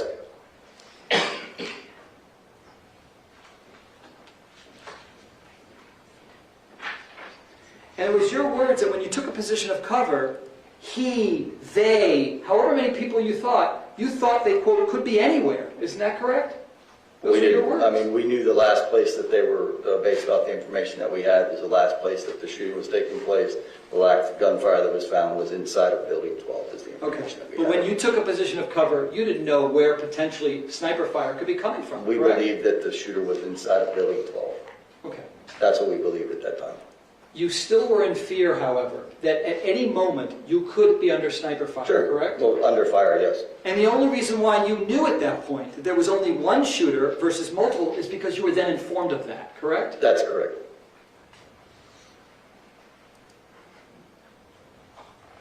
One final question. You've never sat down with my client at any time to say, hey, tell me what you were thinking, what happened during this? No? Okay. I've never spoken to him. Okay. Thank you very much, sir. Yes, sir. Appreciate you. Okay, based on that, you read your written? Yes, Judge. Go ahead. Sergeant, you started to say something, you were cut off a bit, I just want you to clarify. You said that if you had been in uniform and had your gun and you were in that area, you would have ran into that building. What do you mean? I would have ran towards that sound, that gunfire. I wouldn't have run into a building because I didn't, like I said the day before, I didn't know where exactly it was coming from. I was only able to ascertain that I felt, based on the observations that I had and the active stimulus that I had at that time, that the gunshots were coming from somewhere in the area between 12 and 1300 building in that open area. Like I said before, and I stated yesterday, is it could have been on the roof, could have been in the thing, but if I were in a situation and would have been armed in that situation, that is the area in which I would have gone to. And why do you go towards that area? Because when the gunshots are going off, you have to assume somebody's dying in that situation. Does the +1 rule relieve you of your duty to investigate the sound of gunfire? No, Why not? because there's gunfire going off. In a situation like that where we believe it to be an active shooter on a school campus, the only way to stop the active shooter is to stop the threat. The faster we get there, that's why we've gone away from the team and locking down the perimeter and waiting for SRT. You know, back in the day when I first started, we set a perimeter. You waited for the SRT team or SWAT team to show up, and they went in because they had all the training. That training has gone by the wayside, and we've gone to what's now known as a single officer response. So, as a school resource officer, if an active shooter event happens at your school, you are expected to go towards the sound of gunfire and eliminate the threat. And is that training well established? Yes. Well understood? Yes. Across the board, whether it's Coral Springs Police Department or the Broward Sheriff's Office, that's what's instructed? Yes. Now, I'm going to use defense as demonstrative. You were actually a couple hundred yards away when you first heard the gunfire, correct? Yes, I was on the baseball field. Okay, and from that distance, you still knew that those were gunshots as you moved closer? Once I got the other stimulation, like I said before, and when I first initially thought it was fireworks, because you had the fire alarm. I mean, that's what you thought. But then once you get the other stimulation of the kids running, the information from Bonner, all those things which I was able to obtain by going towards what was going on, I was able to get that information. And that was able to allow me to say, okay, yeah, this isn't just fireworks anymore. This is a much more serious situation. And whether it's fireworks or firecrackers, as a school resource officer, when you were a school resource officer, or even that day on the field, do you move towards those sounds? Yes, well, you have to go investigate it. I mean, that's what even if it's fireworks, you're going to go investigate if it's fireworks. Because throwing fireworks into a school, setting off an alarm is a violation of school policy. Could be some criminal, opportunities in that also, as criminal investigation, things like that. You're going to go and investigate that. That information that you were able to relay to dispatch, you had that information because you moved towards the sound of gunfire, correct? Yes, ma'am. Now, Coach Bonner didn't have a gun on him that day. No, he did not. And did Aaron Feist have a gun on him? No. Did David Taylor have a gun on him? No. Did Chris Hickson have a gun on him? No. Did Scot Peterson have a gun on him? Yes. Based on your training and experience, as you got closer to the gunshots, even though you had seen this window, and at that point you know there's gunfire, you still continued to investigate those sounds and remained in that proximity, correct? Correct. The only time we stopped was once we found out that there were people inside the building already searching the building. And like I explained before, we didn't want to cause a problem with the number of people that were already inside that building.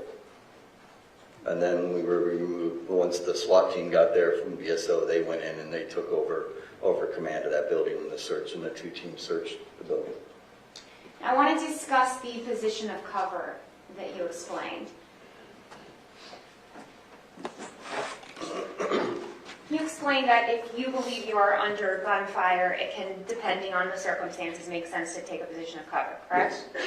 All right. Now, does that change whether there's active stimulus of the sounds of gunfire versus no active stimulus? Yes, and it changes in the situation that you're in. we at that point when we took the thing, we knew there was people already inside the building dealing with the problem that was going on inside the building. And by us going in there could exacerbate that and cause more complex problems. So you take a position of cover. If somebody does show themselves and start shooting out the window, we would have returned fire. We would have, shot at the suspect or what, whatever situation thing. So that's the whole idea of taking a position of cover in that situation. And, if somebody, I don't know what's going on, maybe they're going up one side of the stairs and the guy comes down the other side of the stairs and pops out a door, we're in a position of cover then to take that take the appropriate measures to take that person into custody or to use lethal force if necessary. Now, if you believe that there is sniper fire coming from the 1200 building, is it a tactical position of cover to stand in the line of that sniper fire? I don't know exactly where he was standing, so I don't feel comfortable. Well, not where he was standing. I'm asking you generally. I agree. I mean, solid walls, concrete, those are all considered good cover. A concealment is more like something like a tree or a bush or something like that can actually, the difference between like cover and concealment is cover is like a hard surface, like a concrete wall, an engine block of a vehicle, things like that. Where concealment is, yeah, I'm behind a hedge, but if somebody starts shooting, the hedge isn't going to stop me from getting shot. Yeah, it gives me concealment. Maybe the person doesn't see me as well, but so that's the difference before. So if he was behind a wall or a concrete, yes, that would be a place of cover. And again, let me phrase it this way. If you're not behind a wall, if you're standing exposed to potential sniper fire, is that a tactical position of cover? No. And in that sense, would it make sense to move closer to the building? I would move to the nearest piece of cover that I could, whether it be a pillar or a wall, a side of a wall, a side of a building, something that gives me that hard cover. And again, all of this is determined by whether there's gunfire or there isn't gunfire, Correct. Stimulus or no stimulus. Correct. Okay. And now you, at some point, did take a tactical position of cover, correct? Yes. Did you remain in that position of cover for 48 minutes? I remained there until we were told over the radio that he no longer was in the building. And that was when I hooked up with our canine officer, Coker, and we began searching for the suspect on the southwest corner of the school. Just a moment to confirm. No problem.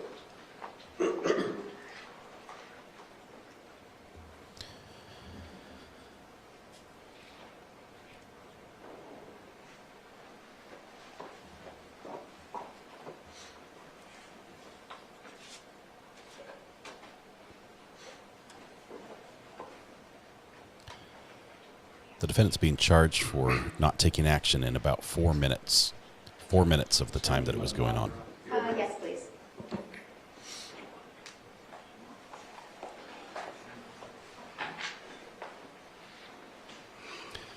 A lot of the answers this witness gave, I feel, helped the defense.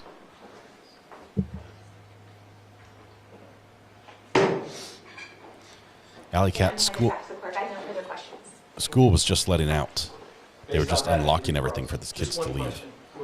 The last thing that was covered was you, if I heard you correctly, you remained in that tactical position of cover until you knew it was safe to come out, correct? Until we were told that the suspect was no longer in the building. He had not been caught at that moment when we were actually actively searching. We were told that based on the video evidence that they were eventually able to get, that he was no longer in that building, that he had left the building and was last going westbound through the school.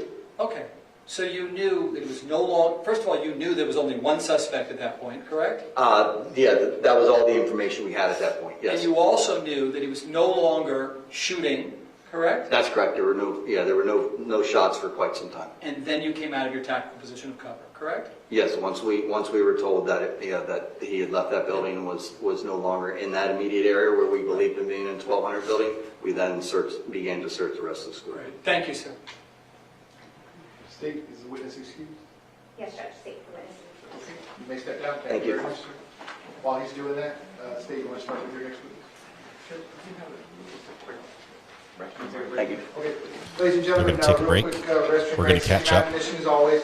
Please don't discuss the facts of the case, the evidence, the witnesses, or the testimony amongst yourselves or anyone else. until we reach the end of the trial. I'll tell you when that is. Please don't do any research directly or indirectly. The judge's going to tell us when the trial's over. In your chairs and step in the back home. Okay. We're going to switch to this. I'm going to go ahead and jump live where we're still on break live. So that's good. The witness, this witness that was just talking about some video evidence that they received that, let me just fix this. That they were observing, that the police were observing video evidence thinking they had the shooter inside and they were watching that video. Tragic. It was not live video. They thought they had live video and it was actually delayed like 20 minutes. They were looking at old security footage and not taking action. Meanwhile, the shooter had actually left and had gone to a couple stores, convenience stores, was wandering out of Walmart, and a couple of restaurants or something like that. And he had, escaped with the kids. They thought they were looking at real footage at the time, and it was just a mistake, the communication error. Let's see. This is a very difficult case to prove. I will say that the prosecution has a very, very tough fight to prove that this defendant knew what they have to prove he knew in order to get a conviction here. And those 4 minutes are really what's in question. There's a lot of time. We can talk about 48 minutes. We can talk about 6 minutes. We can talk about 2 minutes, or the different things. It's a lot of time. But the 4 minutes are what's in question for the charges he's facing, and it's for the officers on the outside, 4 minutes might have gone like that, and for the kids on the inside, it's the longest 4 minutes of their life. It's a question of perspective and the situation you're in, but. Just crazy. It was not on higher speed earlier. We're on normal speed. Okay, and we're actually coming back to court. Breaks over. Are you ready to proceed with your presentation? Yes, sir. Defense ready to proceed? Yes, sir. Okay, please bring the jury back in. Now we're live. We're caught up from taking that break with Adam Montgomery. The one that's not in evidence, you can have that back. The one that is in evidence, Ms. Wilcox gets that one.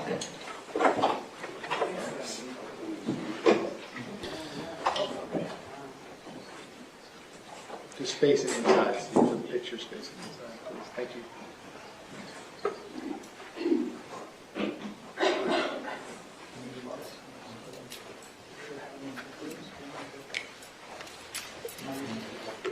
So many lessons learned in this situation. The FBI has already apologized for dropping the ball, having a tip that the shooter was planning this, and they did not act on it. I mean, they had a solid information that this was going to happen. They did not act on it. That counter is constantly revolving. We do have a counter going right now. We're counting the objections on, let's see, where are we at? Let me show this right here. We're counting the objections, the number of times that, and I realize we've missed the opening. I'm not sure if someone wants to volunteer and go back through the closing, or sorry, the defense opening, and give me the number of times that the state objected and the judge sustained the objection. That's what we're counting. He seems to wander off rails often, and the state objects and the judge corrects him. So we're counting that in this trial. That seems to be the number that will be the highest. 2 cursey words so far as well.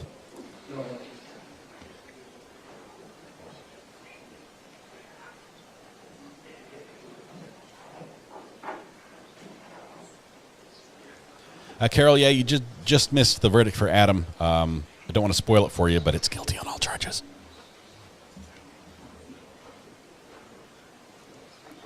Yeah, this is one we're going for. We may have to get a soundbite for this as well, Carrie.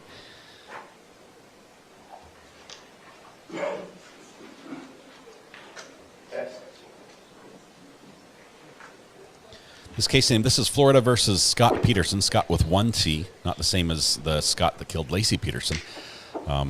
Scot Peterson is the tall guy up by the wood in the background. He was a school resource officer at the is it Marjorie Stoneman Douglas? I cannot get the name right. It has like a million names. The school where the shooting took place in Parkland. He was the RSO on Put your back at those same duty. seats. You may be seated. All the parties may be seated. Ladies and gentlemen, those of you using the notepads, I will give you a moment to get the notepads out.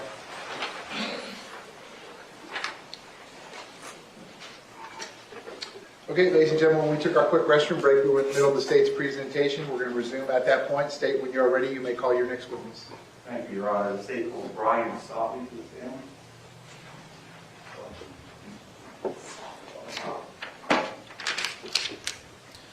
Lots of room in court if anyone's local wants to drop by. Looks like there's plenty of seats available.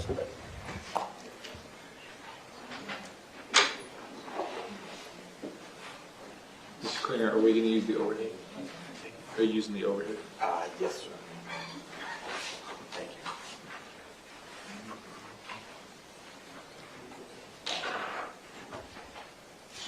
We did cover the verdict for the Adam Montgomery trial. It was quick. It was very quick.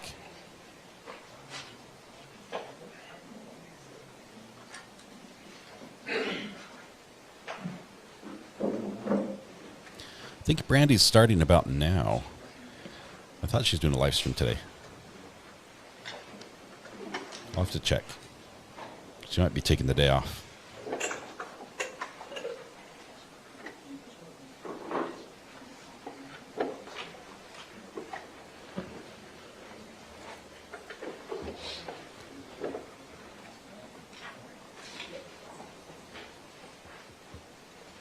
Sir, if I could have you come all the way up here to the witness stand, please.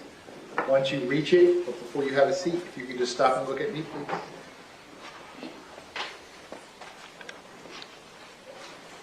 Raise your right hand. Swear to tell the truth, whole truth, nothing but the truth. So do. Please be seated. This is the second witness of the morning. The first one was continuation from Once you are seated, if yesterday I can afternoon. the chair all the way up as far as it will go, can you please state your full name and spell your full name? Brian Joseph Staubly, Brian Joseph Staubly.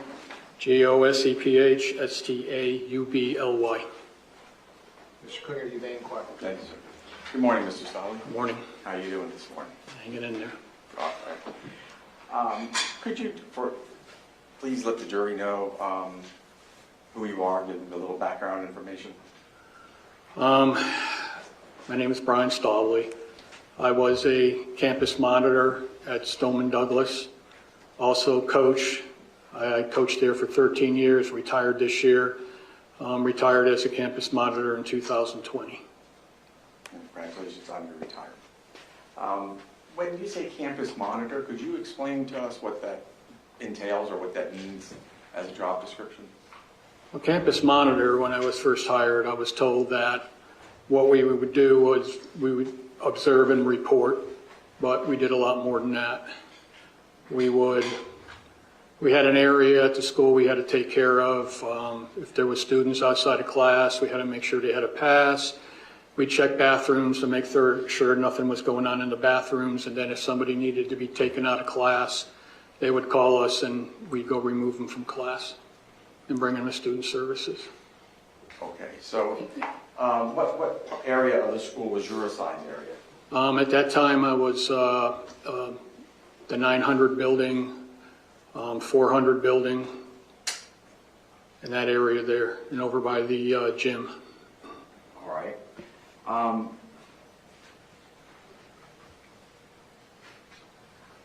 Had you, as a campus monitor, had you had any training on what is known as a code red? Yes. Could you describe that training for us, please? When they did a code red, like a code red drill, we had to make sure everybody in our area that all the rooms were locked, the lights were off, and all the kids were, the teachers got the kids into a safe, what they called a safe space. And could you describe for us what that's meant by the word safe space? They would get them away from the windows, away from the doors, basically take them to the back of the room, get them down, and have them be quiet. And do you remember, if talking about the year 2018, because we're going to be talking about February 14th of 2018, was there any time in and around that time that there was any training done for the faculty and the administration? I don't really remember. I know we did have one. We did have some people come in, and we did have a meeting, but I don't know how long before 2018 that was. All right. Well, at that meeting, was that a meeting on Code Red? Yeah, we did a code red meeting. Pardon? Yes, we did. Okay, and is that where you were instructed and other folks were instructed about going to the hardened areas and taking precautions? Yeah, I would assume, yes.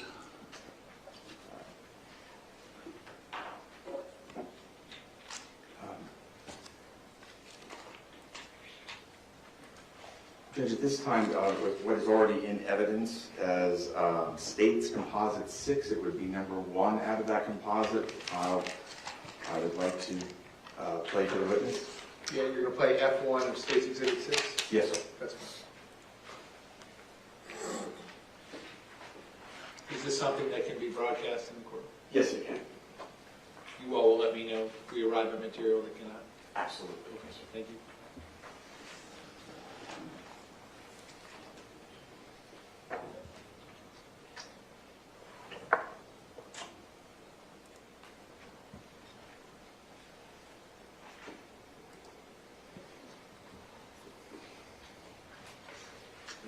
Mr. Sabetsky, could you stop it for just a moment? Mr. Stolle, do you recognize what this particular room that we're looking at on the video? Yeah, that's student services. I'm sorry? Student services. Student services, and do you know what building number that would be in? 100 building. Okay. Thank you.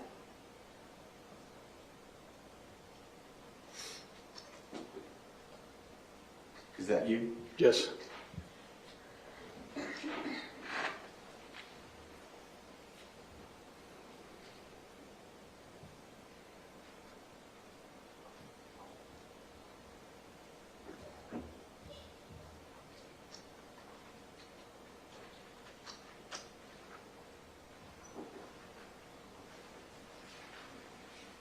Could you stop for just a moment? Could you identify for us who we're seeing in the picture? That's Kelvin Greenleaf. Okay, and do you know what his position was at? Yeah, he was a security specialist. Okay, thank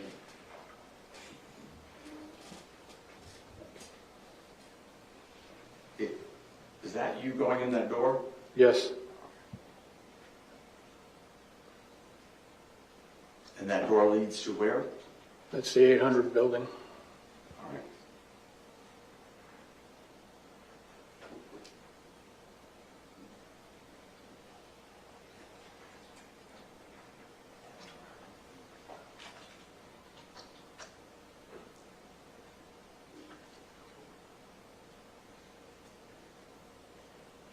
Stop it just for a moment, please. Is that you, Mr. Yes. Okay. At that point where you are standing, the building, we're looking at it. You said that you had gone in the 800 building, the building to the other side, which would be to our right. What building is that? That's the 700 building. All right. And you've identified Mr. Greenleaf. At this point, can you see Defendant Peterson? I don't remember. I was walking. All right. Can you go ahead and...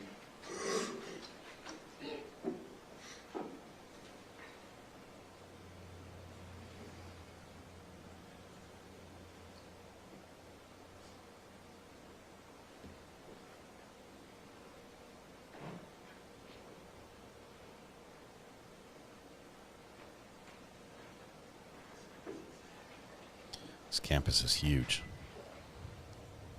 Okay, would you stop, please? Sir, do you see yourself again? Yes. All right. Can you tell the jury what you're doing at that point and where you're going? I do believe that I heard the first gunshot, and at that point I saw some students in the parking lot.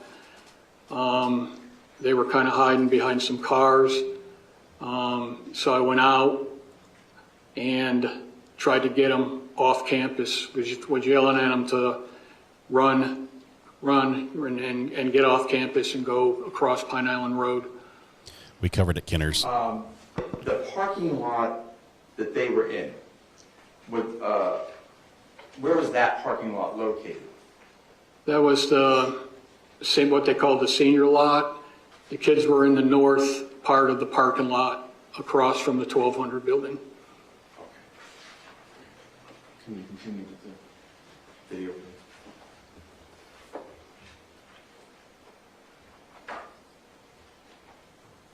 And is that you walking back? Yes. Okay. Was there any particular reason why you were walking back?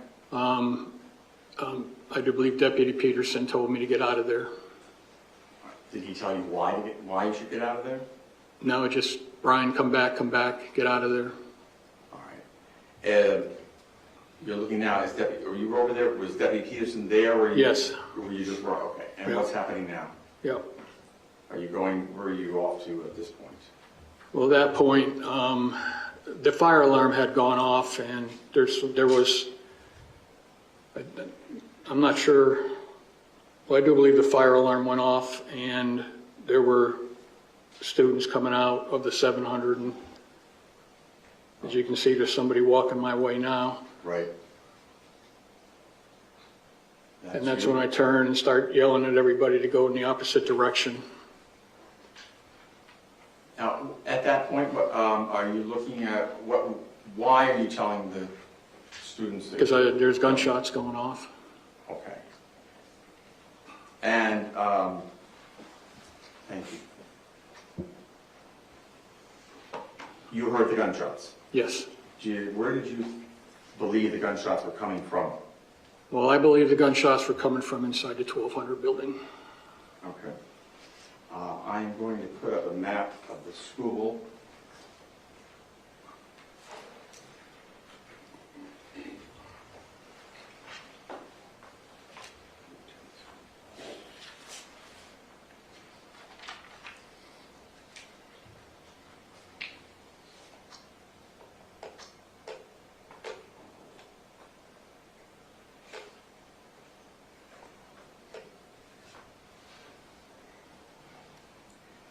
In this particular diagram, can you see where the 1200 building is? Yeah, it's this building right here. Judge, you want to annotate it? Yes.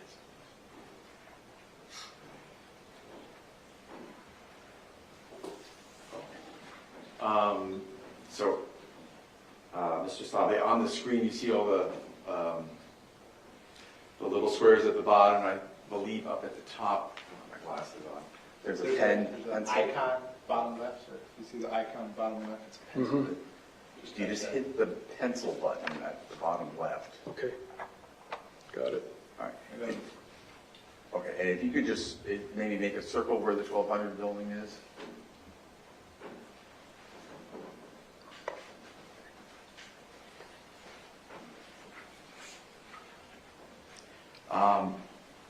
The parking lot where you said you had seen those students. Can you also maybe just make a little X where that parking lot is? Okay. Thank you. And if you could just do me a favor and also maybe just mark where the administration building is.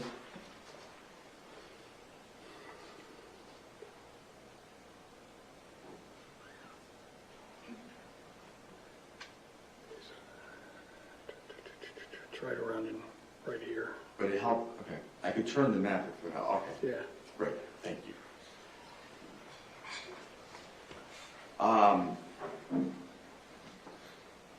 The corridor where you're standing with Kevin Greenleaf, and then later on the corridor, it's the same. Is it the same corridor with them when you see the student and you tell them to get back and go same corridor? That's the same corridor that we came down. Okay, between the 800 and the 700. Right, between the 700 and 800. And I know it's getting a little crowded. Just if you could just put a quick little circle around where that is, I'd appreciate it. Perfect. Thank you. Great. All right. At the point in time when we see you on the video telling that student to move back, what happens after that? What do you do after that? Well, I ran back. We were getting everybody away from the 1200 building. We were funneling kids into the auditorium, kids and a few staff members into the auditorium, and then I went into the auditorium with them. Okay. And is the auditorium in or part of Building 8? Yes. Now, I do want to back up a little bit because the video sort of got us slightly ahead of ourselves. At the very beginning of the video, how did you first know that something was going wrong that afternoon? Well, I was in student services. I take care of the buses, so I was getting the clipboard to get the bus to take out to take care of the buses, and it came across the radio that it sounded like firecrackers going off inside the 1200 building. Okay. Now, let me ask you a little something about the radio. Can you describe for the jury what you mean when you say the radio?'t each campus monitor and staff members, APs and security specialists, everybody, we had radios that we would we'd be on a certain frequency and we would talk back and forth to each other. When you say APs, what do you mean by APs? Assistant principals and. Okay. And so everybody would be on the same channel? Yes. Right. And to your knowledge, was any of those conversations recorded? I'm not positive. Okay. Had you ever heard a recording from the school radio? I don't remember.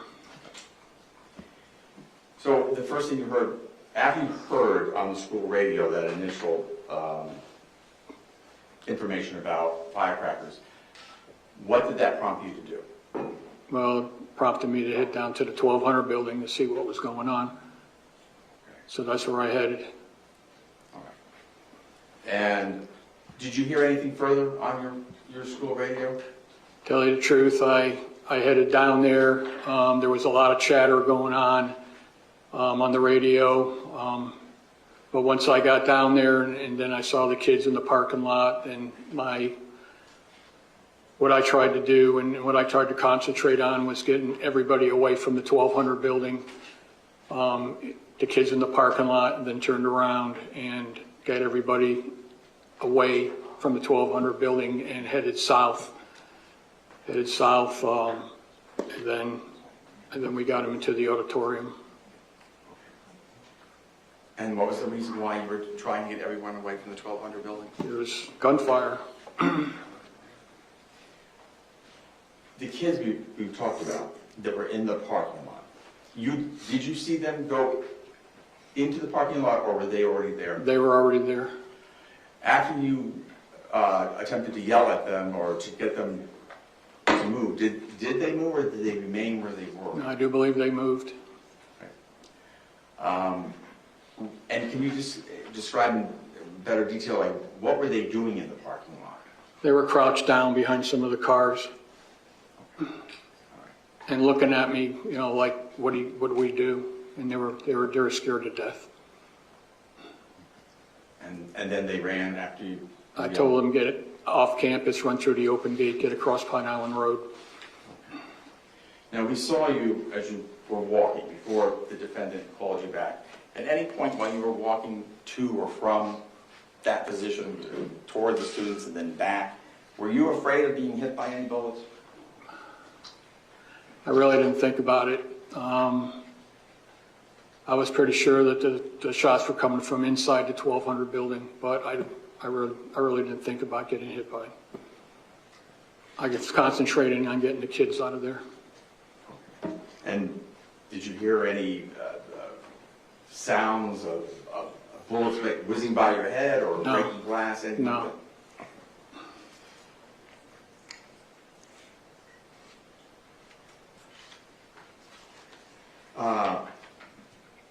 What happened, if you could tell the jury what happened after you were in the 800 building, the auditorium, locked down with the kids, what happened after that?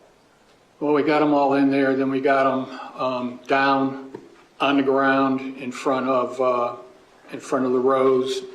I forget how many rows that we had to use. And then once we got them down and quiet, and I told them, take out your phones, please text your parents to let them know you're okay. So a lot of them were doing that. And then one in front of me said, "Coach." I said, "What?" He said, "There's somebody up in the glass enclosure," which was the glass enclosure on top in the back of the auditorium. So we didn't know who was up in that glass enclosure. So I went to the back of the auditorium, and luckily, when I got to the back, there were police coming in through the front red gates. So I brought some of them in. 3 of them came in, 2 male, 1 female. The 2 males went up into the glass enclosure, and there was 1 kid up there, and they brought him down. He was just hiding up there, but he also had an ROTC shirt on. I see. Have you heard anything earlier in the day about an ROTC shirt? No. Were you then evacuated out of the building? What's that? Were you then allowed to leave the building once the police arrived? No. Oh. They put a female officer in the back at the entrance to the auditorium, and then I stayed with the rest of the kids that were in there and kept them quiet, kept them down. Do you know approximately how long you were in there? It seemed like forever, but it was probably about 20 minutes, maybe a half hour. Okay. And how were you let out? SWAT came in. I mean, there was a bunch of police officers that came in, and they got everybody to the front by the stage, and then they brought us out the back, and then had us walk across Pine Island. And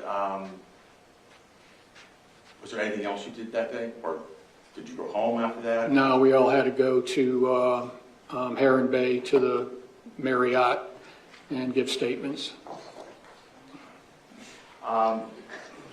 As a campus monitor, did you carry any weapons on you? No. Did anyone at the school carry a weapon? Yes. Who was that? Deputy Peterson.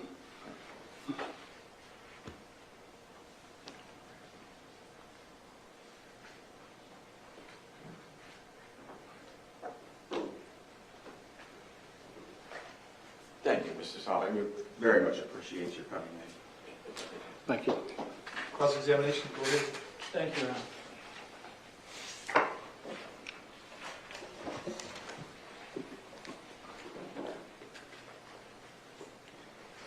Still good morning. Good morning. Good morning. Mr. Stabler. First of all, congratulations on your retirement. Thank you. You were a campus monitor, if I heard you correctly, correct? Correct. And that's at Marjorie Stoneman Douglas High School, correct? Correct. You worked then very closely with Scot Peterson, did you not? What's that? You worked then very Yes, I did. closely with Scot Peterson, right? You were a coach there in 2011, weren't Right. you? And then you were hired as a campus monitor in 2014, isn't that correct? Correct. How would you characterize your relationship with Scot Peterson? We had a good relationship. How would you describe his work ethic and what he did? He always was working hard. He always did his job. Was he professional? Yes, very professional. If you saw that there were kids fighting, would he get involved? Yes. And try to separate kids? Yes. You ever see him say, "Oh, I'm not getting involved, I'll stay over here"? No. Did you ever see him put himself in harm's way to stop things? He broke up fights. Yeah. Would he also then investigate other crimes that took place? Yes. And there were kids who, if they were selling drugs, he would get involved and do that? Yes. Would he do his job thoroughly and zealously and effectively? Yes. And you never saw him cower in any way, being a coward, correct? No. It was just the opposite, correct? Correct. You described a code red. When somebody says code red, who is that for the benefit of? Why would you yell a code red? Well, you're trying to get all the students and staff and everybody away from whoever you think is on campus that's going to cause a problem, that's going to be shooting into rooms or shooting. So this day, for example, my client ordered a code red. That would have been for the benefit of the kids and teachers and faculty in the 1200 building, correct? Yes.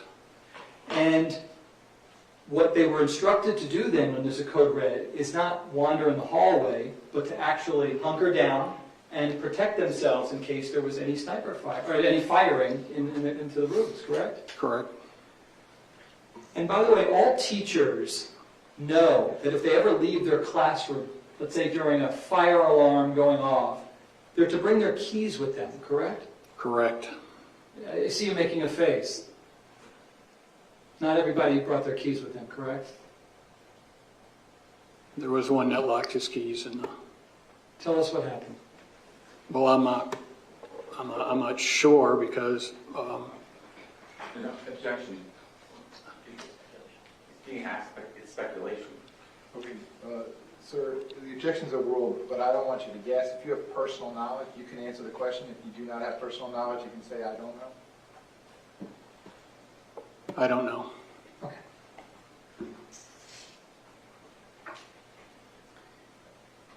We saw on the video, if we can pull that up, can I ask you to pull up the video again? And while he's doing that, I'll just ask you a few questions, okay? You learned initially that there were fireworks on campus somewhere, correct? That's how the call went out over the school radio, correct? It said it sounded like fireworks going off in the 1200 building. Got it. So it wasn't, there's an active shooter. No one said that over the phone, over the radio, No. correct? You all believed that we were dealing with someone who was possibly letting off firecrackers, correct? Correct. Which, in your many years of being there, that was something so extraordinarily unusual, right? Well, the whole time I was there, I don't ever remember anybody lighting off firecrackers, but then again, it was Valentine's Day, so. Right. You thought it might have had something to do with that, correct? Correct. We all set there or no? Okay, great.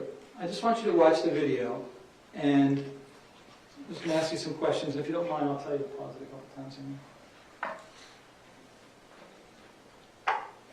This, by the way, is the 100 building where my client works out of, correct? Correct. And would you see him occasionally having his radio being charged in his office? Yes. Because those radios, unless they're charged, they'll run out, correct? Correct. Right. This is, you see Scot Peterson, right? He's on his radio like this? That's Yes. him? Okay. And that's Mr. Greenleaf, Kelvin Greenleaf? Yes. Correct? And you see them running because the fire alarm went off, correct? Correct. Pause it for one moment. Just so the jurors know, the fire alarm is meant to be super loud, is it not? Yes. That's not a low thing. That is something to get everyone's attention. And certainly in the hallways here, it's extremely loud, correct? It's loud throughout the whole school. Got it. Okay, so let's keep going. And tell me when you see you. Is that you right there at the top? Yes, that's me with the clipboard. Okay, so stop right there, okay? You're aware that eventually Denise Reed, who's Denise Reed, by the way? Denise Reed was the assistant principal who was in Okay. charge that day. Okay, she was in charge, correct? Correct. And she is going to be coming up right behind you, correct? I do believe so, yes. All right, tell us when you see Denise Reed on the screen. Could those be her legs right there? Yes, it is. All right, stop it. Stop. Okay, so about how much distance is there between you and her? Where that she's by the garbage can, correct? Yeah, I don't know. Just give me an estimate. 20 feet. Okay. Now, at this moment right here, at 2:24:40, because that's what it says at the top left, where would Mr. Peterson be in relation to where Denise Reed is at that point? I do believe he'd be out in front of where it says 9, somewhere in that area there. Wait, 9. Oh, so to the right of the screen. Can everybody see that? I can have you circle it, but the right. I do believe they were around maybe in front of here somewhere. Ooh, you know how to do that. Yeah, Okay. but I don't know. Good. All right. And so, are you good at estimating? I know you were uncomfortable a minute ago. Can you have an idea between where Denise Reed is, right there, where we see her by the garbage can, to the area that my client is at the bottom of the screen? Are you comfortable estimating? No, not really. Hold on, sir. Listen, But you object by his memory and not from the video. The question is how far the distance was between himself and another person who was there? Is that the question? No. We had done that already, and now where he circled, where he thought my client was located, between where Miss Reed is at the top by the garbage can, the estimation between there and, I can actually draw it. Okay.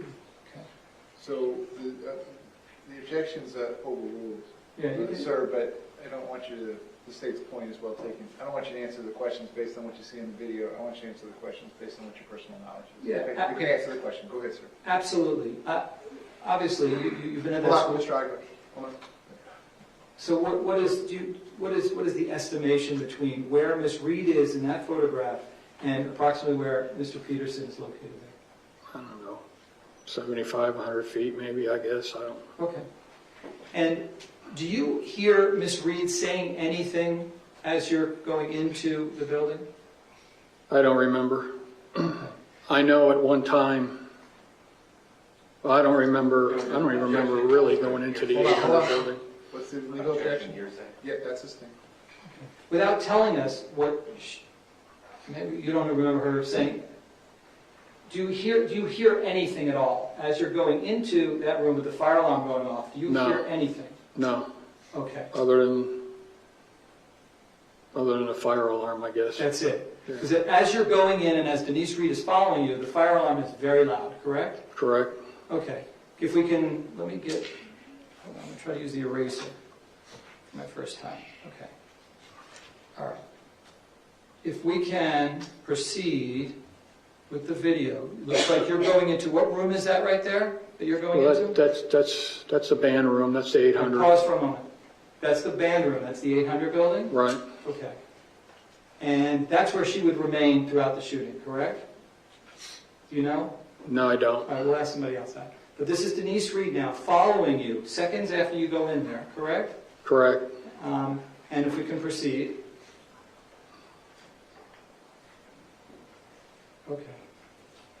You don't, pause for a moment, you don't ever see her walking down the hall and having any contact with my client, correct? Same objection, Judge, because she testifying in memory. Yeah, at this point, that invades the province of the jury. That's sustained. If he's not present, he can't tell the jury what's on the video. This is sustained objection counter. Go ahead, sir. Ask your next question. My question is very specifically, do you recall, as you're seeing this, does that refresh your recollection as to whether you ever... Mr. Iger, the objection is sustained.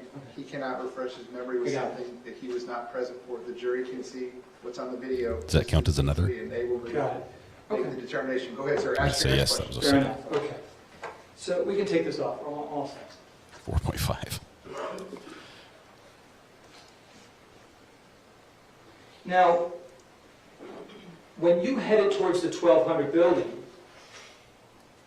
Mr. Peterson, Scott, and Mr. Greenleaf, they were already down there, correct? Correct. They were there first before you got there, correct? Correct. So you did not hear the shots that killed Aaron Feist, is that correct? Correct. They were there for that experience, you were not, correct? No.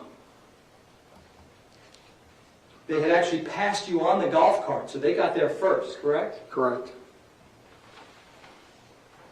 And you hear one shot when you got close to the building, correct? Correct. This wasn't, you referred to it as the first gunshot. That wasn't the actual first gunshot fired. That was just the first one you heard, correct? Correct. Okay. I mean, there were many gunshots before you even got there, correct? Yes. Including the one when Aaron Feist was shot, correct? Yes. And that would have been on the west side of the 1200 building, correct? Correct. And would you agree with the estimation from the east side to the west side of approximately 3/4 of a football field in terms of size? It's a long ways. Okay. And when you heard that one shot, Scott was over by the 700 building stairwell, correct? Correct.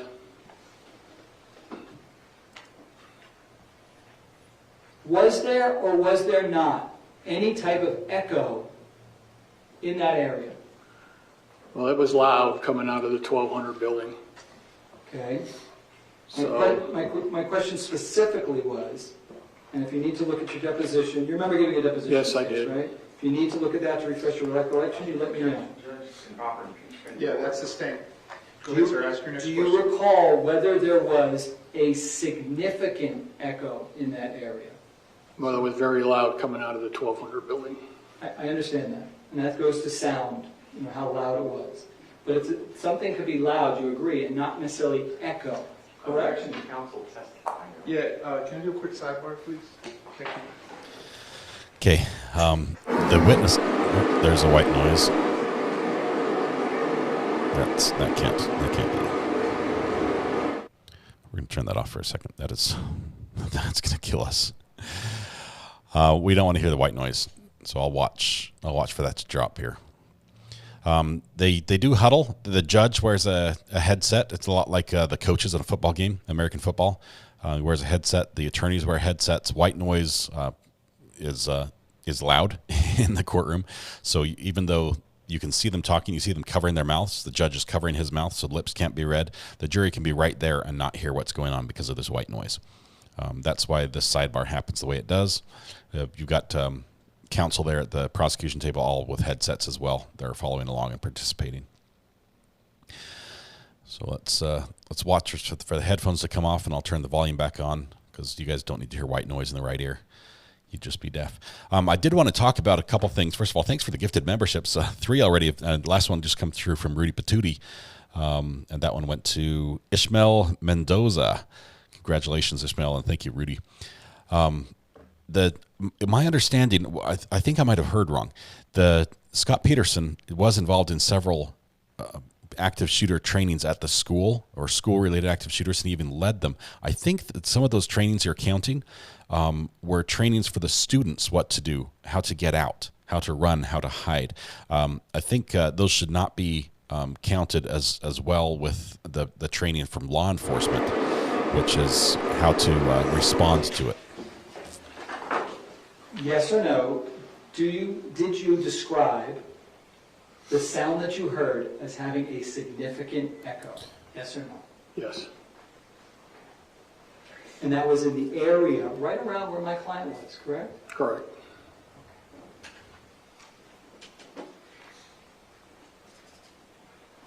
And when there was an echo, could you hear it down the hallway? No, I don't remember. What's that? It was just loud coming out of the building. I don't remember it going down the hallway. Okay. I was standing in front.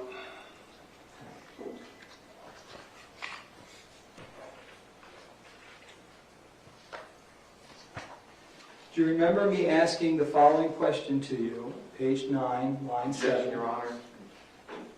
What's the legal objection? Improper impeachment. That's sustained. You said, did I not hear you correctly, that you couldn't hear an echo through the whole hallway? Is that your testimony? I don't remember. I mean, I remember hearing the shots. I remember they were loud. They were loud coming out of the building. They were loud all through. I mean, everybody was hearing the shots. Okay. The echo that you described earlier, was that including the whole hallway area? Do you recall? I don't recall. I mean, like I said, they were loud. They could have been, everybody was hearing the fire. Okay. Let me ask you something. You say you don't recall. Would looking at your deposition help refresh your recollection as to whether there was echo throughout the whole hallway? Sure. Okay. If I can approach the witness. Sure. Wow. Yep. Yeah, page 9. I don't. You don't have a copy of the deposition? Page 9. Yep. Line number 7 through 11. All right, so the point of the exercise is the attorney's going to ask you to read something, so just take your time, read it to yourself.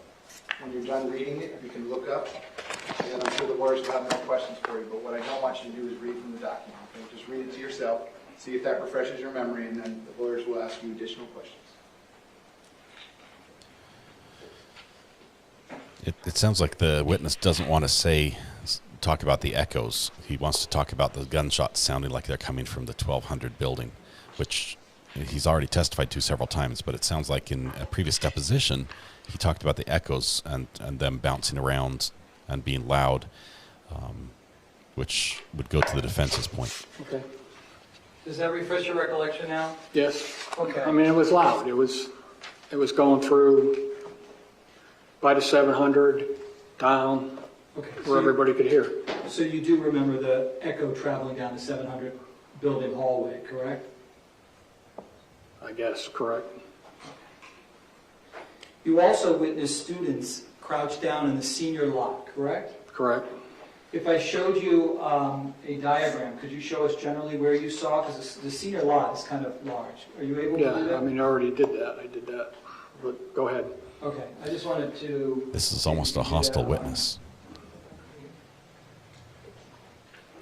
Before he answers, it seems to be glancing over towards the prosecution table as well, which is very You might have to stand up. interesting. Just, if this is the 1200 building, and this is the 700 building, can you show us where the students were located? Right in here. Over in here? They're right in here on the north side. Okay. And then here's the open gate, and I'm just yelling at them, get through the open gate and get out of there. Got it. Those students, they were crouched down in a position of cover, weren't they? Yes. And they seemed scared to you, correct? Correct. And did it appear to you that they had also heard gunshots? Correct. And you wanted them to get out of the way because you were concerned for their safety, correct? Correct. I wanted everybody away from the 1200 building. Got it. Because, again, you didn't know if the shots were contained within the building or whether they were coming out somewhere, correct? Correct. I mean, it could. You also, at the time, didn't know how many shooters there were on campus. Nobody told you at that moment, correct? No, we didn't know. So there could have been multiple shooters from different directions and different areas on campus, correct? Correct.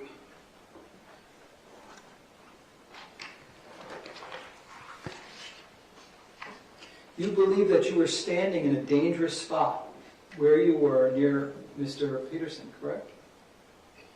Oh, yeah.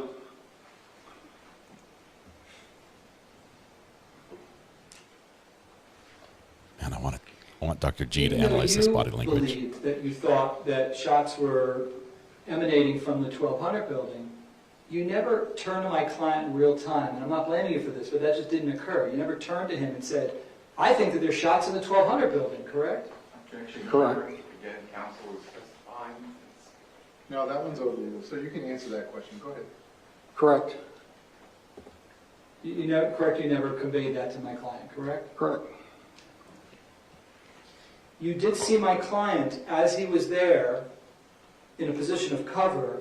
You saw him talking on his BSO radio, correct? Yeah, he was talking on both radios, I do believe, when I was standing there. And when you say both, you know that he has what? A BSO police radio, and he also on the other side has a school radio, correct? Correct. And he's in that moment he's talking on both, correct? I do believe so, yes. You didn't see him just standing there doing No. nothing, correct? No. You saw him with his gun out, correct? Correct. You also heard him trying to get everything shut down so nobody could come on campus, correct? Yeah, I heard him trying to say shut down, Holmberg, shut down. You also saw him looking all the way west, did you not? Yes. So west of the 1200 building, you saw him looking in that direction, correct? Oh, I know he was on the radio. I was concentrating on, once I saw the kids in the parking lot, then I saw the kids out from the 700 building. I concentrated on getting them out of there. And when you were interviewed by FDLE, you told FDLE that there was an echo in that area, correct? What? Give me the legal objection? Peterson referencing an improper impeachment. Well, no, the witness is here. Go ahead, sir. That's overruled. You can answer the question. I'd have to go back and look at it, but like I said, it was loud, so it was traveling. But when you remember you were interviewed by law enforcement, correct? Correct. And that would have been closer to when this event occurred, correct? Correct. And your memory would have been fresher, correct? Correct. And if you believed that there was an echo, right, in that area, you would have then shared that with them, correct? Correct. You never saw any muzzles flashing, correct? No. You never saw any glass breaking out of any windows? No. You never saw any smoke that would alert someone that there's somehow gunfire in that building, correct? No.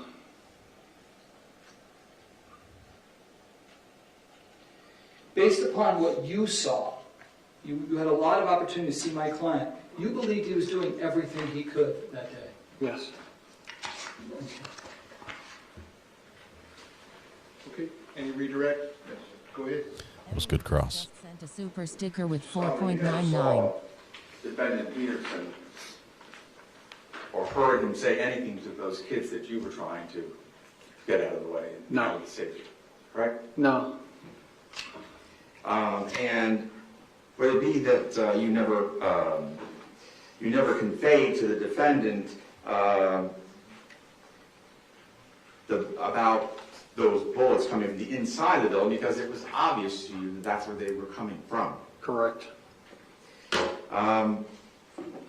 Also, if we go back, well, let me ask you this. At that point in time, when you see the children in the parking lot, were you more concerned about the safety of those children or your own safety? Safety of the children. Do you have any recollection of hearing anyone order a code red that day? I did not. And the fire alarm system.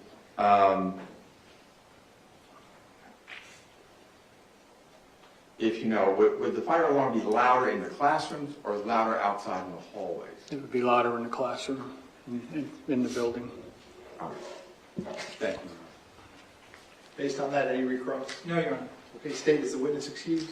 Yes, sir. Sir, you may step down. Thank you very much. Thank you. While he's doing that, State, you may call your next witness. Your Honor, at this time, the state would be calling Kyle Laman. Kyle Lamont, is that what I heard?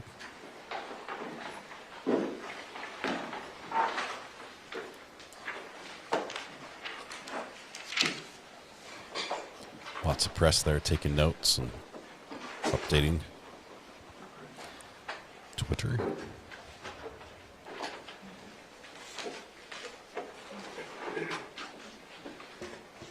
The lady's got her feet all tucked up on the bench. She's getting comfy there on the front there in the middle of the picture.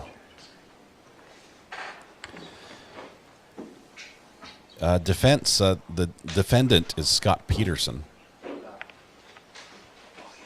He was the school resource officer at the Marjorie Stoneman Douglas High School where the shooting occurred in Parkland, accused of not taking action and thus not preventing the 7 more deaths to occur.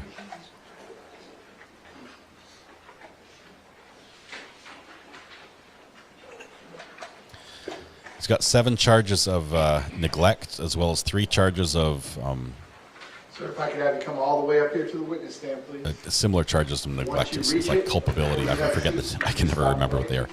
Plus a perjury charge as well for something he said during the proceedings. Raise your right hand. You swear to tell the truth, whole truth, nothing but the truth. Please be seated. And once you are seated, if I need you to scoot that chair all the way up as far as it will go. Can you please state your full name and spell your full name?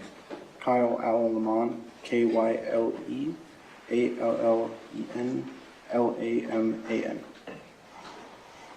Mr. Kilmer, you may inquire. Thank you, Judge. Kyle, how old are you? I am 20. 20. Where did you go to high school? Marjorie Stoneman Douglas. You know, back on February 14th of 2018, how old are you? Around 14 or 15. Okay. On February 14th of 2018, were you shot? Yes. Where were you shot? In my right foot. Your Honor, at this time, I would ask the witness to come down to show the jury injury. That's correct. Serious? Just stand right here. Kyle, if you would please take off your right shoe and your right sock. And lift up your pants. Wow. All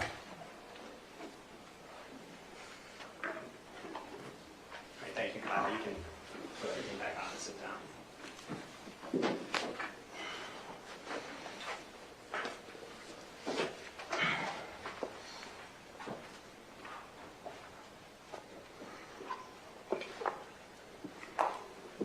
How did you suffer that injury on February 14th of 2018? It was on the 3rd floor of the building, on the 1200 building. Was this during fourth period? Yes. And what class were you in? Personalization, but it is study hall. Now, earlier in that day, was there a fire alarm that went off at MSD? Yes. Was that a standard, normal fire alarm?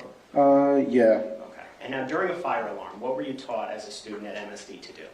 We were told to go into the hallway to extract out of the exit doors and leave the building. Okay. And earlier in the day, is that exactly what you did?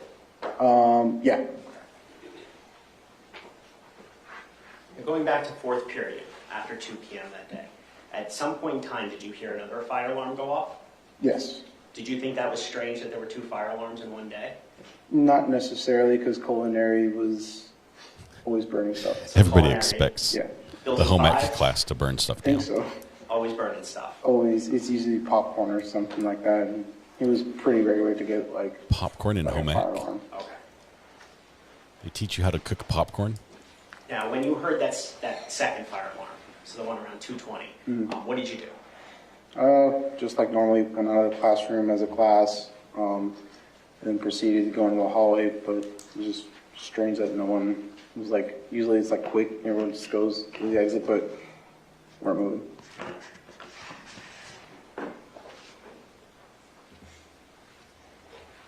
Your Honor, may I first witness? You may. Kyle, I'm showing you what's been already previously called the state's J for identification. Do you recognize this? Yeah. Are you in this picture? Yes. Where are you? Right there. I have my headphones on. Yellow circle? Yeah. Your Honor, at this time, the state will request to move states J into evidence as states 10. Any objection? None. Without objection, states J for identification will now be in evidence. That is State's Exhibit 10.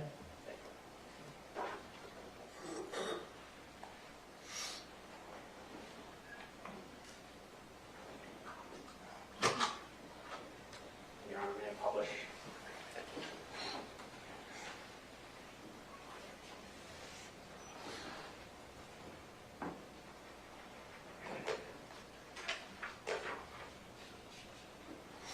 Is that you, Kyle? Yep. What do you have wearing on your head, on your ears? Headphones. Okay. Were you listening to music?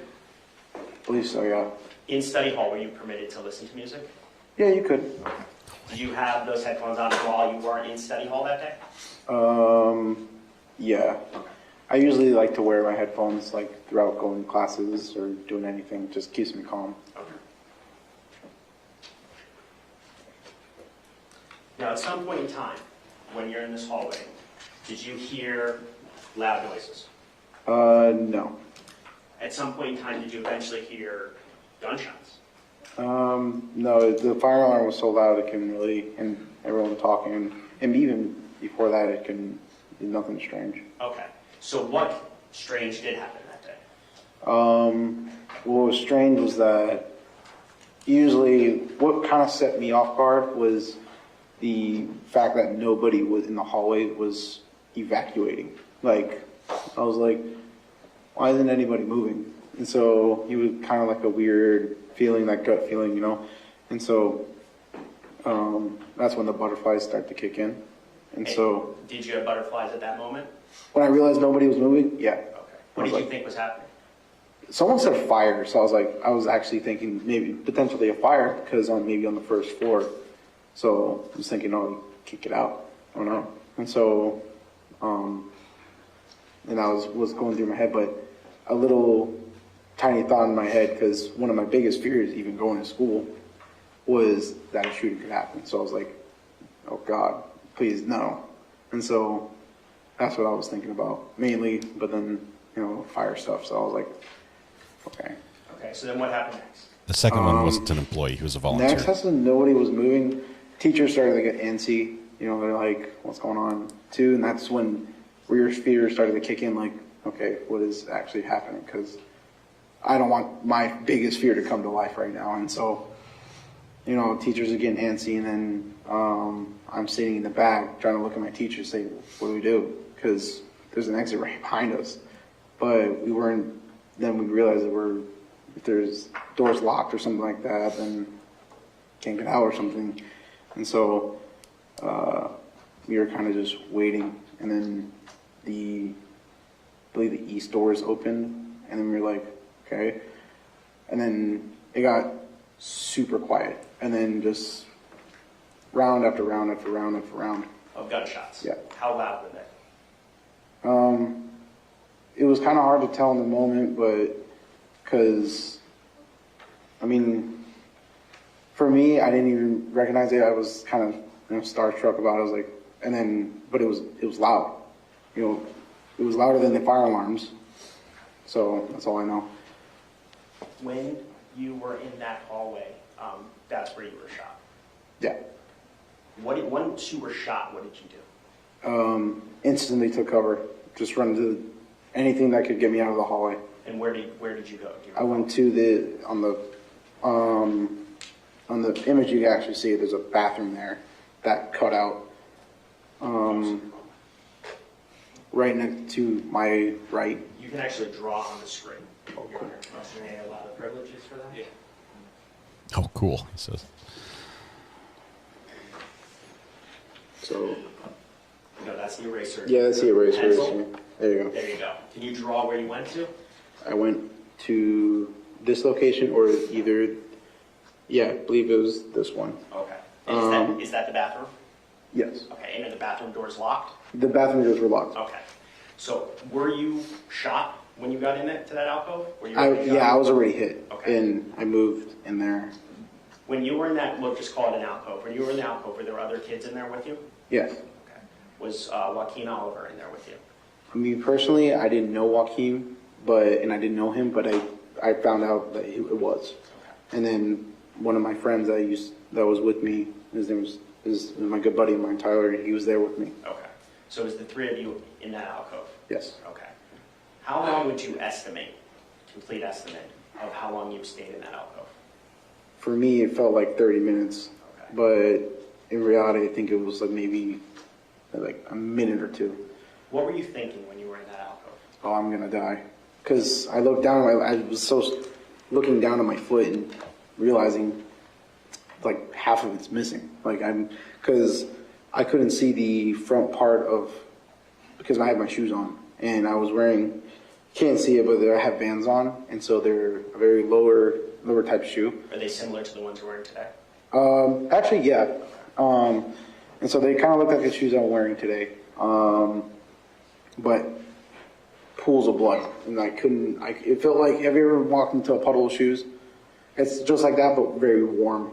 And so that's what it felt like. You said puddle of shoes, I think you meant. Oh, puddle of water, sorry. So like, have you ever walked into a puddle of water and your shoes are all soaked and you're like, oh, man, your socks are all wet. Imagine that, but just instead of cold, it's warm. And all red.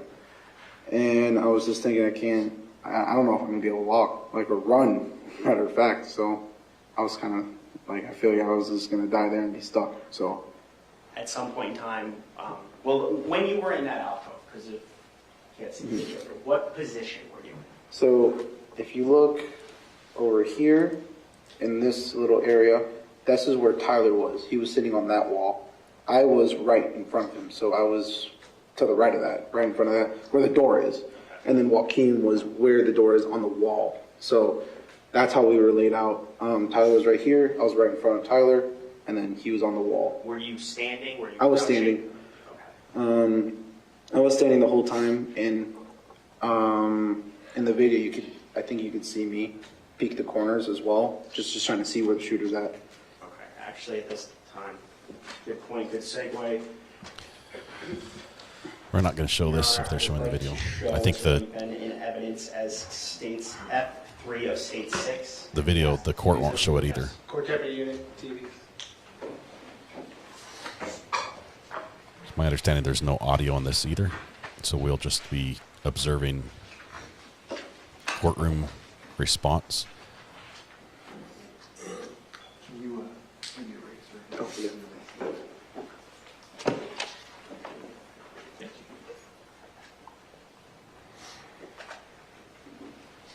We're all set? Okay, thank you. And what is being played right now, State? The video that's originating as states F3 of state 6. It's a video inside the school.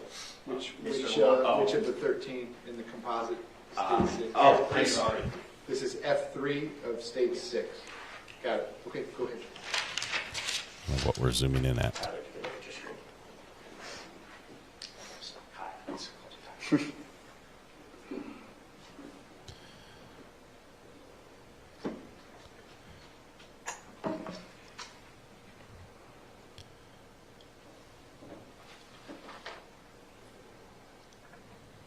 Did they just show the jury again?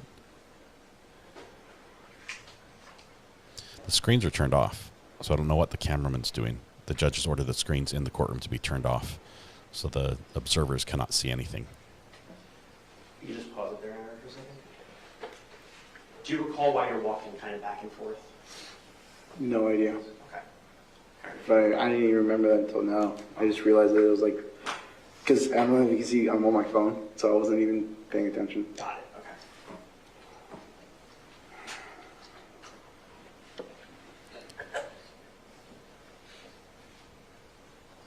Not sure why we couldn't see the defendant or something like that during this portion, but I think there still are some screens in the courtroom that are playing this, specifically at the prosecution table, the screens in front of the jury, because they have small screens in front of them. The judge can see it. We're just about showing the jury. This is so close.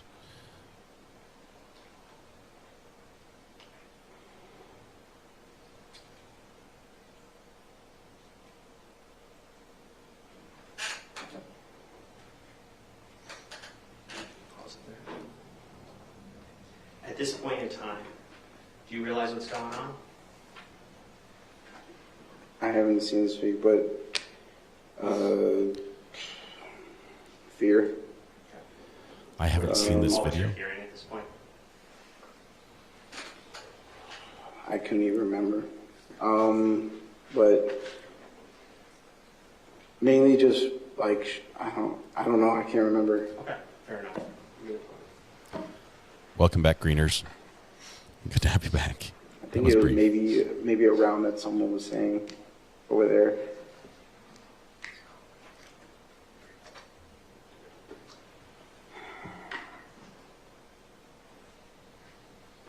Can you pause for a second?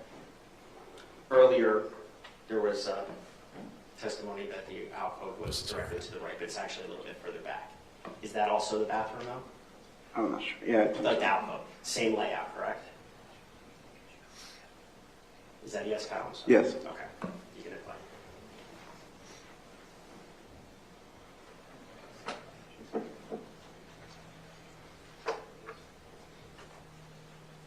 Oh my goodness.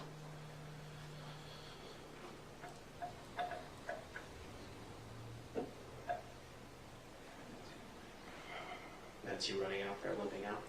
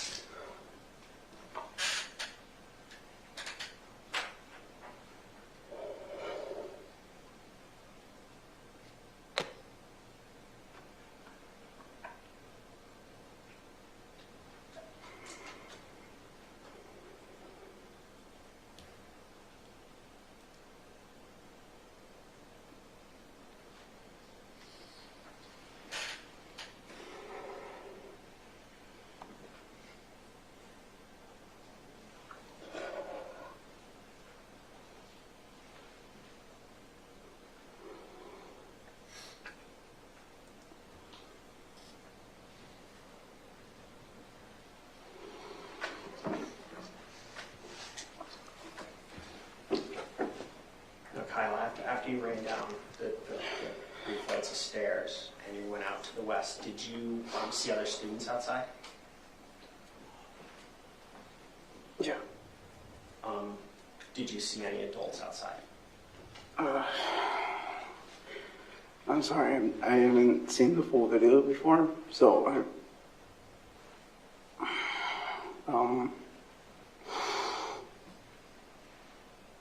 yeah, I did. I ran out and I saw my my classmates, or I don't know if they were in my class or not. I remember seeing one of my friends just remember yelling at them to run, get out of here. But first I was trying to tell them I need an adult. Someone needs to be here, because a police officer, anybody, an adult, they need somebody. Because you guys need to run, get out of here, someone. Did you ultimately come upon an adult?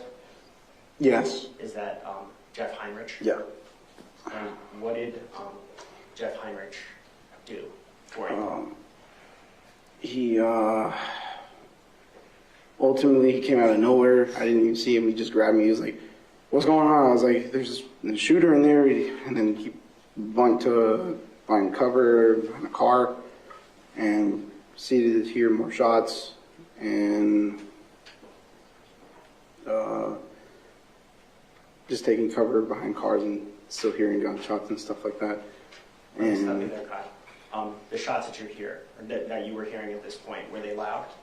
yeah, because originally I think I had my headphones like completely off or something like that, and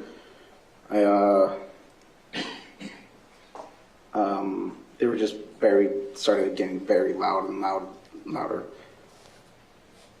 Once you were with Jeff Heinrich, do you recall where you went?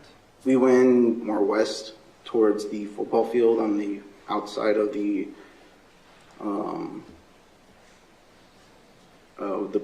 bleachers. Were you able to still walk at this point in time? Yeah, but then I started to feel the pain, and it started to hurt more, and so I started more to like limp, I guess. But then Jeff tried to get me over the fence, but I couldn't do it. And so, because there's an officer on the other side he was talking to. And then we just decided to run more west towards the other school. And then we went to the locker room for the baseball team. And in the locker room, did you receive treatment from Jeff Heinrich? Yes. I got a tourniquet, and I believe there's someone else there. I don't know his name. Then ultimately, did the ambulance come for you? Yeah, they were very fast. Now, about your injuries, do you recall how many surgeries you've had on your right foot, ankle? I can't really count them. More than 5, though, or like 4 or something like that.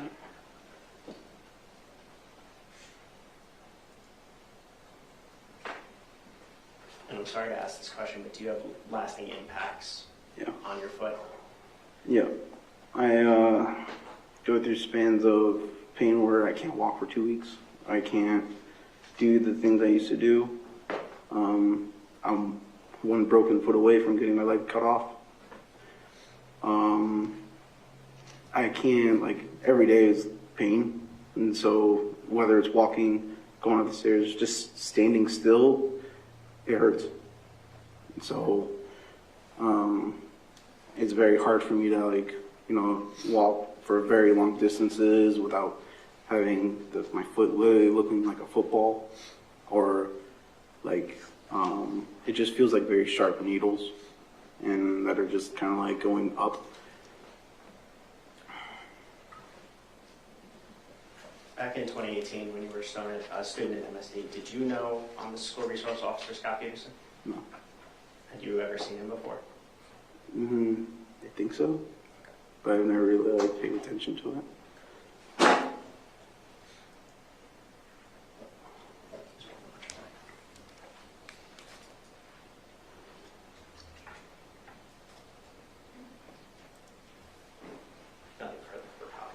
Okay, cross-examination, go ahead.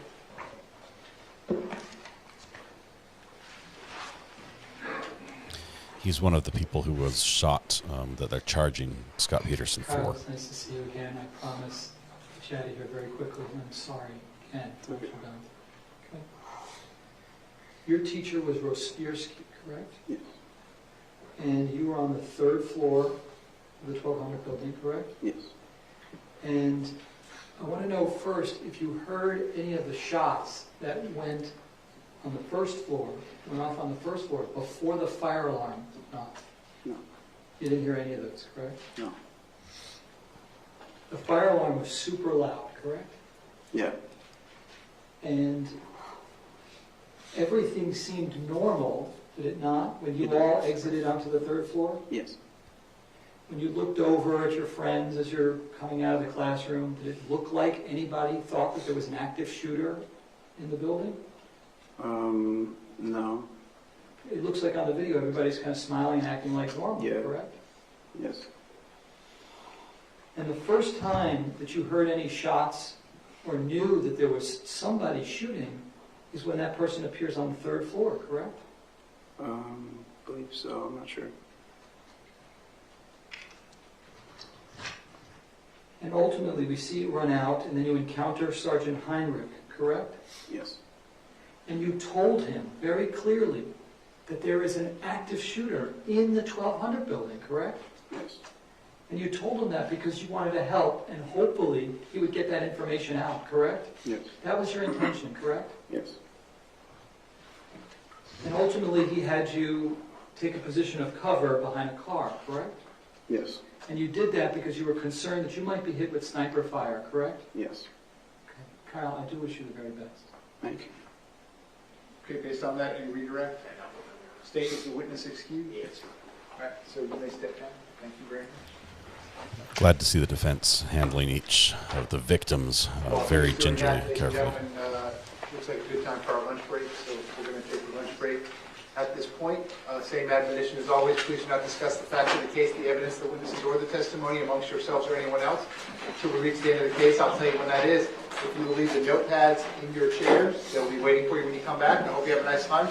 We will see you at the jury room at 1:45 p.m. 1:45 p.m. at the jury room. Thank you. All right, as that cuts out there and we lose our audio, let me just say, it sounds like Brandy scored a huge witness for her live stream on Monday. Brandy, are you in here? I think you're live streaming right now. So if you're in here, you're cheating on your own live stream. You can't do that. I was just peeking. She's got a grin from ear to ear. It sounds like she's got the defense attorney from the NFL case who's going to be on her stream, according to Julie F., which is amazing. I might have to skip my live stream to watch that. I'm super excited for Brandy. She's going to do great with that. That's going to be awesome. Yay, Brandy. One of my favorite streamers by far. Landed a huge interview. This is great. All right. We have, I didn't see if Brandy's in here or not. I scrolled pretty quickly. We have lunch break. What was the time we're coming back at? Do we have an hour? Florida usually does an hour lunch, right? Michelle, we could, but here's the thing. All it does is throw fuel on the fire. It doesn't change the fact that he is being charged with this. So, hey, what's up? Brandy's on Zoom right now? My Zoom? What are you talking about? Hang on. Is Mom on with Brandy? Oh, never mind. Okay, so sorry, the kids were confused about what was going on. Brandy is. I'm watching her on my live stream. Going back over this, she's super excited about what she's got going on, which is great. I'm so excited for her. Here's where we go. We have a lunch break, 1 hour and 15 minutes. We'll be back at 1:45, which means we'll be back in 1 hour at 1:30. We're going to take a lunch break. I'm going to run over to Brandy's channel and give her a big congratulations while she's still alive, hopefully before she takes her lunch break. So if you give us a little bit to do that, I'm going to pop over there. I can't wait for that big scoop of an interview for her, which is just amazing. She deserves every bit of that and more. Let's see. We have.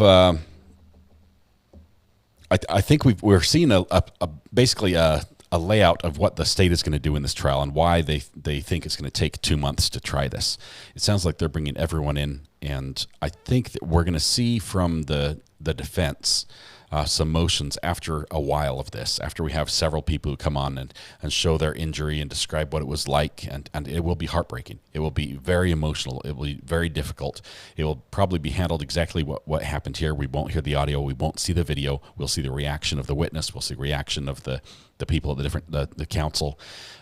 But I think after a little while, we're going to have the defense start making motions saying this, you're just piling on, and what does this have to do relevance-wise? I mean, we realize that the shooting was happening, but what does how they were shot or where they were hiding in the hallway have to do with what my client is being charged with, and what he was doing at that time? So we're gonna start seeing some irrelevant motions, I think, from this. And I don't think they can wait too long, because as a jury, you're sitting there, you're looking at this saying, it's my job to make a decision, right? I'm getting all this evidence, and look at all the pain these people have suffered, right? Look at these horrific situations they've lived through. This, not just the physical scars, the emotional scars, the everything that's occurred. How can I listen to all this evidence and walk out of here with a not guilty, basically saying I have to make somebody accountable for this? I think the defense has to take action soon, or else the jury might feel compelled to say we have to do something. We can't just leave all this pain and suffering and say it doesn't matter, because in effect everybody walks away in here. No one's being held accountable in this trial if we say not guilty. It does remind me a little bit like Missy Didi Moo says of the Murdaugh trial with the financials. How that was just so much. We spent so much time on that, it really wasn't the focus of the case. Don't spend too much of your lunchtime cutting out the juror shots from the stream.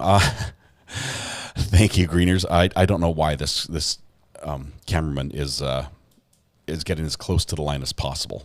It's like we're going to show their chin but not their face type thing. Bad. Luckily, my face covered most of that, I think. But yeah, well, Mary, you're a little bit late. We're going to take a lunch break. We're going to be back in an hour, so you've got about 55 minutes before we come back, and we're gonna pick up where we left off. We haven't yet got to the actual testimony of what the defendant did during those 4 minutes. And I think we will hear the defendant. He wants to testify, and I think in this case, it's probably a good idea. This is a good idea for him to testify, because he's the only one that can say what was going on in his mind at the time, what he was thinking, what was happening, how he observed it, how it, what he was able to comprehend, and what he just did not notice. So I think we will hear in the defense time. We'll hear from the defendant. Very rare that I expect that this early, but I think that's where we're going to go. All right, for those of you that are not able to return with us this afternoon, please, tonight, hug the people you love. Smile at someone, make the day just a little bit better, and please stay safe till we go live again, which is in about 54 minutes. So hurry, grab some lunch. We'll be back here. We'll see you all there. Thank you. See you in a bit.